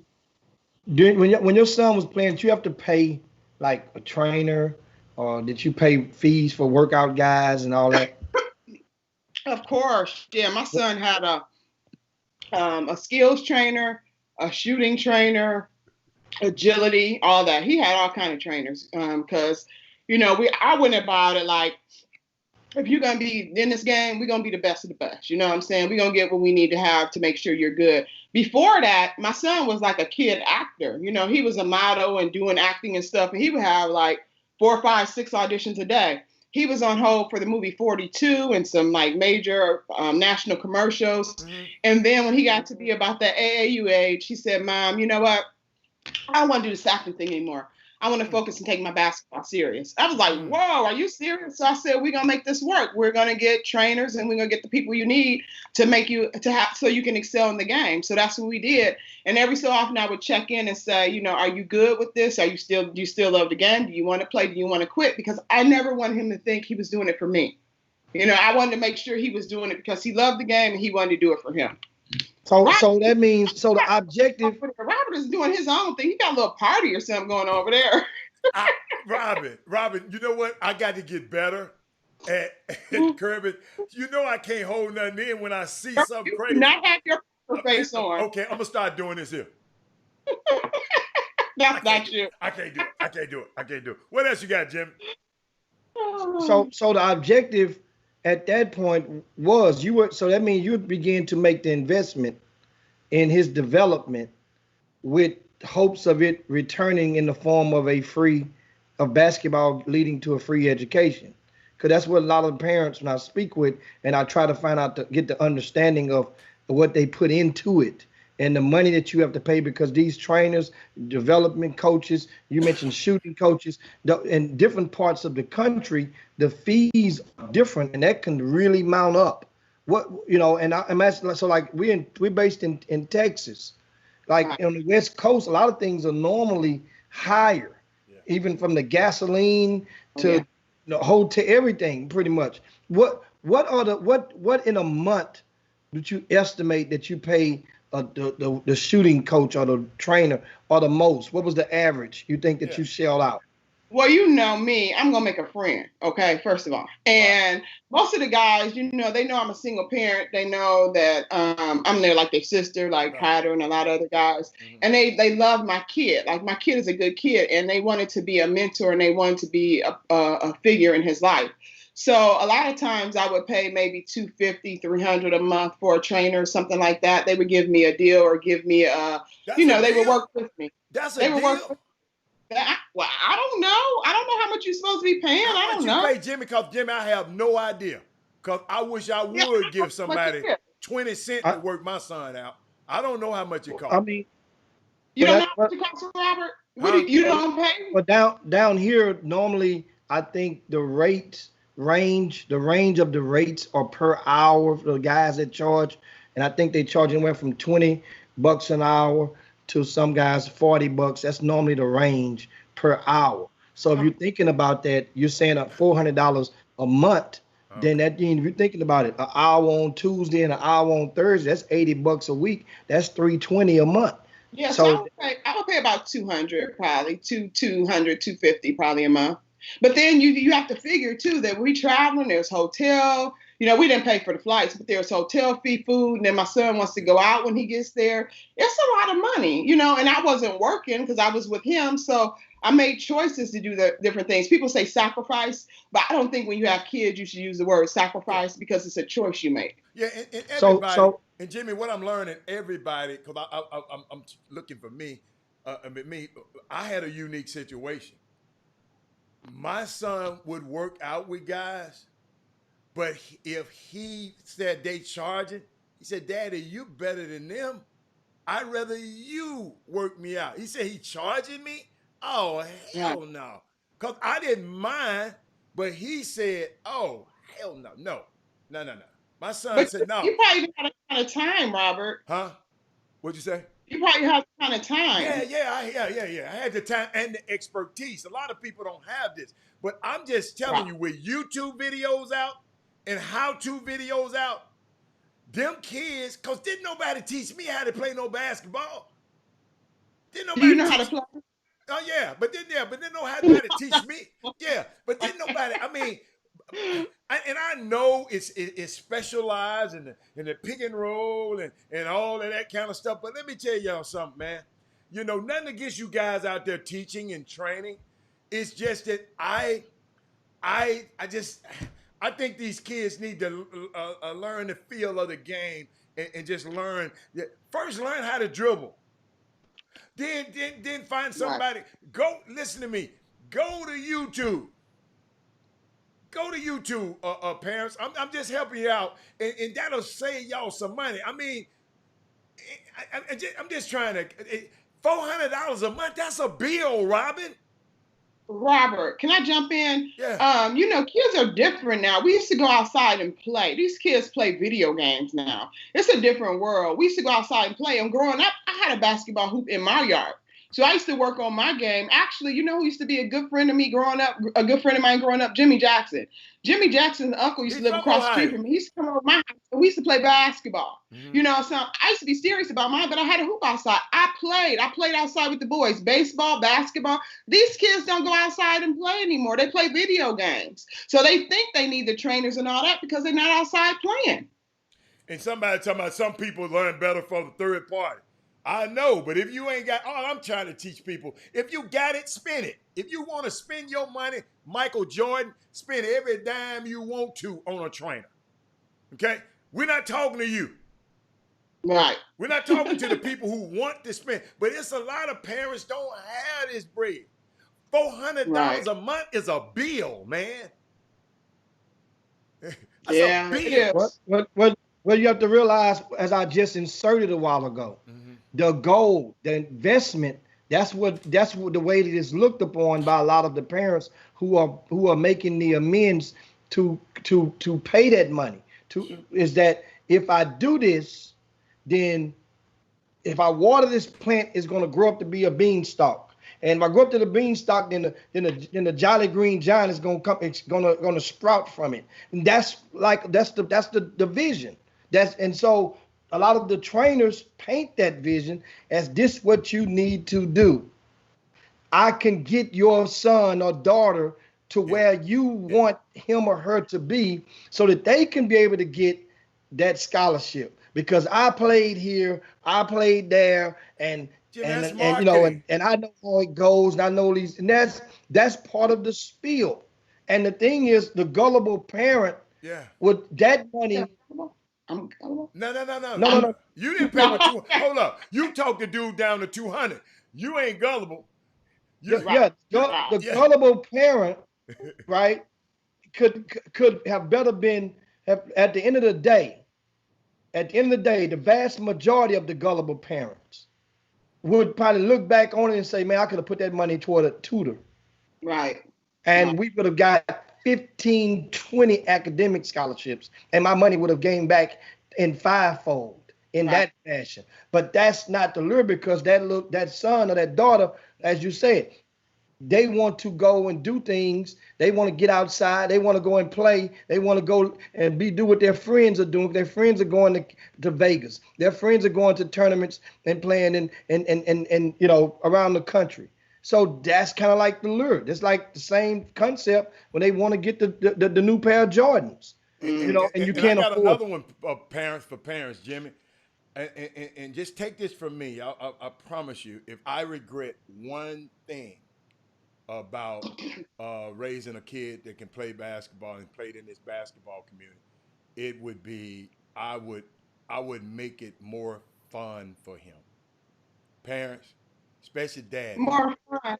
fun. Make it more fun. My son, I had him on a strict thing like it was business, and I should have. And instead of I was instructing him instead of doing the drills with him, and I should have been. And you know, like I said, I'm going back in my life, and maybe he would have felt. I never thought my son fell in love with the game. I told you he'd rather do his homework than to go play basketball. Well, you know what, Robert? I think sometimes we're so hard on our kids, and I had to take a look at that too, because I would always tell my son in the car, you could play better, you could do that, and I realized I was so hard on him. But then I had to look at it, because my son had two of his friends his junior year commit suicide, and they were basketball players. And I said, what was it about these kids? And they were good. Is it because they were over pressure and they felt like they could never measure up to their parents or people's expectations, and they didn't think that they could ever be what people thought they can be? So I had to back off, because we sometimes put so much on our children that it's way too much for them. When they just want to enjoy the game, they don't want a parent, you know, talking down to them, saying you need to do this, you need to do that, you need to be better, you need to train harder, or whatever. Sometimes we just need to let them be kids and let them do what they do. You know, so I had to back off after that. It was a big eye opener for me. Yeah, and I'm telling you, and I hope I'm reaching somebody, cause I'm telling you, when I talk to my son right now, and we talk about it, I mean, I don't let nobody make you lose your son, man. He loves you, and when you correcting him, it's different than Jimmy correcting him, cause I'm daddy. Right. And he said one of the greatest things that I ever did in our relationship, he said, when I explained the roles. See, me and my son had a pact. My son used to be a little great football player. He was football this, Mr. Football. He went and played basketball one time, and them guys told him he was sorry. He came home and said, Daddy, I'll never want nobody to be able to call me sorry again in basketball. But he never played. I didn't want him to play because I knew what? I would be hard on him because that's when I played. I didn't want to teach him. I was glad being the dad in the stands, the football dad. I was glad at being that dad. I wasn't trying to teach him no football moves at all. But I made a pact with him. I said, now, if you do this, dude, there's certain responsibilities come with me teaching you this game. Can you handle it? And he told me yes. And the rest is history. And his mama them didn't understand it. You're working that boy too hard. You're working with no, but he bought into this. We didn't sign it, but we had a contract. And I wish I could go back and said, man, forget this kind of dude. If you don't feel that, man, go. If you you're good. You're good. You're good. You're good. You're good. I wish I had did that. Parents, I hope but that you know what? somebody. That comes from maturing and looking back and seeing what we did wrong too, you know, because we see how parents are and we see a little bit of ourselves in that. And I wouldn't have been that parent had these kids not committed suicide. My son was already a junior then. And I had been yelling and screaming at him and telling him what to do and even out coaching the coach in the stands, you know, telling him, hey, you need to do this. So he's looking at me like, Mom, really? I got this. My coach saying this and you saying that. And the coach is yelling at me because I'm yelling at the kid, you know, so it's all kinds of going on. So we look back and we become better people as we get older, thinking that we would have did different, you know? So yeah, I agree. I'm a lot more easy now. And the Caps parents, Jimmy, you know how we got to give them a solution. And what I told him was, the one thing I told him, Anissa, I said, babe, Robert, I wear different hats in your life. I said, I'm your trainer. I'm your coach. I said, but the most hat I wear is your dad. When I'm telling you, I'm talking to the number on your back, not talking to you. And I had to sit and explain to him, I wear different hats. I said, but the most important hat is the one as your dad. And that's why we have a great relationship. Because guess what? I found out and I realized it. And I said, okay, all right, hey. I'm big enough to say, hey, I did that wrong. I hope a parent out there right now, let him have fun so he can fall in love with the game. So guess what? If you take the ball from him, it's punishment. Not if he go into the gym, it's punishment. No. If you take the ball, you won't let him play. Like Tiger Woods said, Daddy said, Tiger got in trouble. He took the club away from him. That hurt Tiger more than anything. So that was my information to y'all. Jimmy, we can wrap this thing up. Thank you so much, Robin. I love that. Hey, you know, I hear the wind coming, Robin. They're gonna cut it. I mean, Robin, I don't know. Pray for us. We're about to experience the remnants or the aftershocks of a major hurricane here. I don't know if you watch the news. Yes, it's coming in this area. So we're gonna go hunker down. Make sure nothing outside. Jimmy, I hope you move the stuff outside. Had to move everything outside that can be a projectile. Yeah. Is that coming today? Is that coming through today? Yes, happening in a few hours. Tonight. Okay, I'll pray for you guys down there. Yeah. Landfall is expected, I think, tonight with the storm, you know, for the hurricane. Wow. Laura, and expect to make landfall. I want to say, I'm trying to look at the news, the update on the news, and get an update that for wind you must guys. be blowing at your house, Jimmy, because you kind of flickered a little bit on me.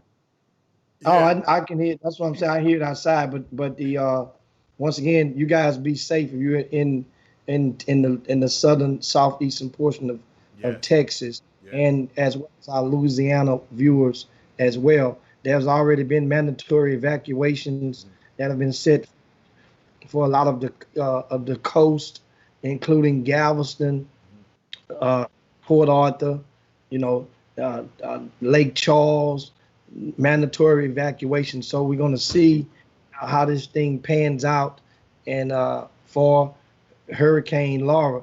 And the thing that was kind of intriguing was that one of the rare times that the Hurricane Center, in their verbiage, they said this is one of the very rare times that they use these words, and I quote it. What's the word? They said they warned of a catastrophic storm surge, extreme winds, and in the flash flood, and they give the rest of the normal rhetoric. But catastrophic storm surge is gonna be a lot of water, being warned. a lot of wind. So that means that whatever the walls are will not be able to hold what's about to come over it in certain portions of the Texas-Louisiana border. Jimmy, look what I just saw. Look what I just saw. I don't know where that I don't know echo where that came from. echo came Gosh, from. it's coming. Gosh, it's coming. It said It said unsurvivable survivable Yeah. storm surge. Yeah, that's another word they don't. Survivable. Yeah, Wow. they never use that. They never hardly use that word as well in their description. So that's the word that they're putting with this. Right now, they're expecting winds of 140 miles an hour. It's now a cat. It's now been upgraded to cat. Well, that's what 140 puts it in cat 4, puts it in that territory. They measure the categories by the wind speed that goes from 1 to 5 on the hurricane, and 5 is the highest a hurricane can get, if I'm not mistaken. So that's what we're facing down here. And one of my things is hopefully, one thing about it is that as I listen to the mayor of Houston, is they try to provide understanding. In a lot of our recent hurricanes in Houston, it's been either followed or along with rain, flooding. This is not one of those expected. It's going to blow right on past. So that means the winds somebody somewhere was going to actually possibly feel the wrath of the wind gust from a hurricane. We so used to, for the past 10, 15 years, we thinking a hurricane coming, and it has, but the floods have been the wrath of a lot of our us living in Houston. And a city like Beaumont, Robin, is about an hour and 15 minutes away from Houston. They've been through 2 tragic floods in the past 2 in the past 4 years. Wow. So this will be their 3rd one in the past 5 years. The chop shop, we went down to Beaumont last year with an 18-wheeler of supplies. Oh, okay. And helped the community down there. Shortly after it was white. Remember, that was at that time they were going through the 2nd one in 2 years, in a 3-year span. So now Dave packing up and then possibly facing this again. Beaumont, man, it sucks. And if you Google the water, it was like, and they got trapped in on the last one because some of the surrounding towns, the water had completely encompassed and flooded the highways. So that means you're trapped in. Wow. As the waters rose in. So it's kind of like, hopefully we'll see how this thing goes. But at the same time, for some people, the way I have a different, everybody have different ideologies. Mine is, just different. This is what you get insurance for. So for those who don't have insurance, then you have a different degree of worrying.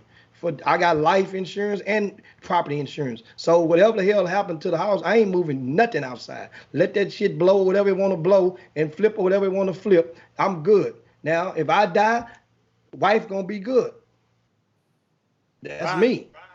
If she'll be good. I just got to go. That's just. Is she there with you, Jimmy? Yeah. Oh, okay. Okay. safe She's and in the careful. house. I'm in the office, which is adjacent on the same property. It's separate structure with that office built, and so she's in the house. She's teaching. There's no teaching today. She's an educator. So Okay. that's the thing with her. So she's right now. But I mean, that's just my thinking of it. That's not to be No, that ain't my persuading on nobody else. No, I done moved What? everything that can shoot through my windows and be a projectile. Has I been ain't moved. moving nothing. Has Let been it moved. insurance on all that stuff. That's Ain't what about you pay. insurance. I don't want it to come through my window. Well, hell, if it come through the window, got insurance on the house. Hell, farmers, I'll be calling y'all ass in the morning. You want that money, that direct deposit? They want that. They gonna get a phone call. Farmers pay well. Thank We God. good to go. Let it Wow. huff and puff and blow it on out. Well, my hearts and prayers are with you all. You guys stay safe. All right, All but right. anyway, Thank it's you, time to land this Robin. plane, man. Thank you, Hatter and What's- Jimmy. What's the name of that book one more yes, time we before we get out appreciate of here? The name of my book is The Invisible Wife, My Struggle Behind the Hollywood Spotlight. Also, please follow me on Instagram. I'm on Instagram, and go to my website at www.IamRobingoings.com. You can pre-order your book, you can sign my petition, and you can donate to my nonprofit. Thank you so much for having me on your show. All Oh, right, thanks a that was bunch. so Thanks a proper. bunch. And guys, with that having been said, Thursday we are unsure. Check our social media handles if we're going to come on tomorrow with everything that's going on, because as you guys know, the rain brings upon hindrance of the internet reception. So if the internet is not proper, then we're not able to deliver you guys a proper show. It would be, we've been through that before. You guys know that. So make sure follow us on all social media platforms. That's Chop Shop HTX, CHOP HTX, and we hope to be provide. We have a very special guest that's on tap for tomorrow, and they have some special things going on this weekend, giving away a lot of free goodies for the kids on the weekend. And whenever people giving out free stuff to the kids, and this is an NBA star, and so hopefully we can provide you guys with a show. Yeah, and we hope we can be able. We don't know the damage that we'll be able to. Even they can be able to have those events during the weekend. So you never know. You never know when these hurricanes hit where they'll go. So, it's like trying to catch your own side kick. Yeah. So that's it, man. And so we out. You guys make sure you get over to IamRobingoings.com and get your copy of that book. Shout out to your son and his endeavors enrolling in college with the Grand Canyon University. And I'm gonna check out one day. Check out them violin skills. See if she can, if she got some of that Louis Farrakhan violin. She said she was terrible. I played, but I was not good. I don't want to hear that. Louis but she sounded like Farrakhan is a trained classical violinist. I understand that, but Ohio, they got a lot of hustlers come out of Ohio. She might have been trying to be slick with us, saying I'm terrible, but really be a seasoned vet on that thing. So giving us some props. That's all. But anyway, thanks so much, Robin. We got to get up out of here, guys. It's time to It's time to slide on down Dino's back and yabba dabba do this thing on this Women Rock Wednesday. Shout out to all the ladies out there. I see you, Nissaville. I see Yolanda Green. Sandra, I see you out there, baby girl. And who's the other? It was another female on there just a while ago. And I missed. I was trying to catch her on there. But Robin, you as well. Remember, Women Rock Wednesday. You've picked up a lot of fans from the Chop Shop. Yes, you have. Thank you. I appreciate y'all. I want to come back when our book is released and I'm 80 pounds slimmer, so the chat room can see me not being big. Mr. Katie. What about if you ain't but 20 pounds soon? No greens and cornbread now. Oh, I'm getting it in, Robert. I'm doing twice a day. I've been boxing. I've been boot camp. I've been doing CrossFit. Oh, it's serious over here. I'm going to be that. Well, do me a favor and come and box Laura. Hey, Jimmy, come and box Laura and get Laura the hell out of Houston. That's what I need you to do. The Hurricane Laura. Hurricane? Okay, yeah, I'll come for that. Her name Hurricane Laura. They named him. Okay. But Jimmy, we out, man. Anyway, guys, I see y'all. We up out of here. It's time to Thank Stallo you. Gardino's Have a back good and Yabba day. Dabba do this thing. We up out of here. Peace. All Stay right. safe. Bye. Jim Hicks, Rob Hatter. You are now tuned in to the Chop Shop. I'm Retro. Let's get it. We in the Chop Shop. We live in the Chop Shop. We talking sports talk. We live in the Chop Shop. We in the Chop Shop. I'm talking sports talk. So turn your dials up. It's live in the Chop Shop. We in the Chop Shop. We live in the Chop Shop. We talking sports talk. We live in the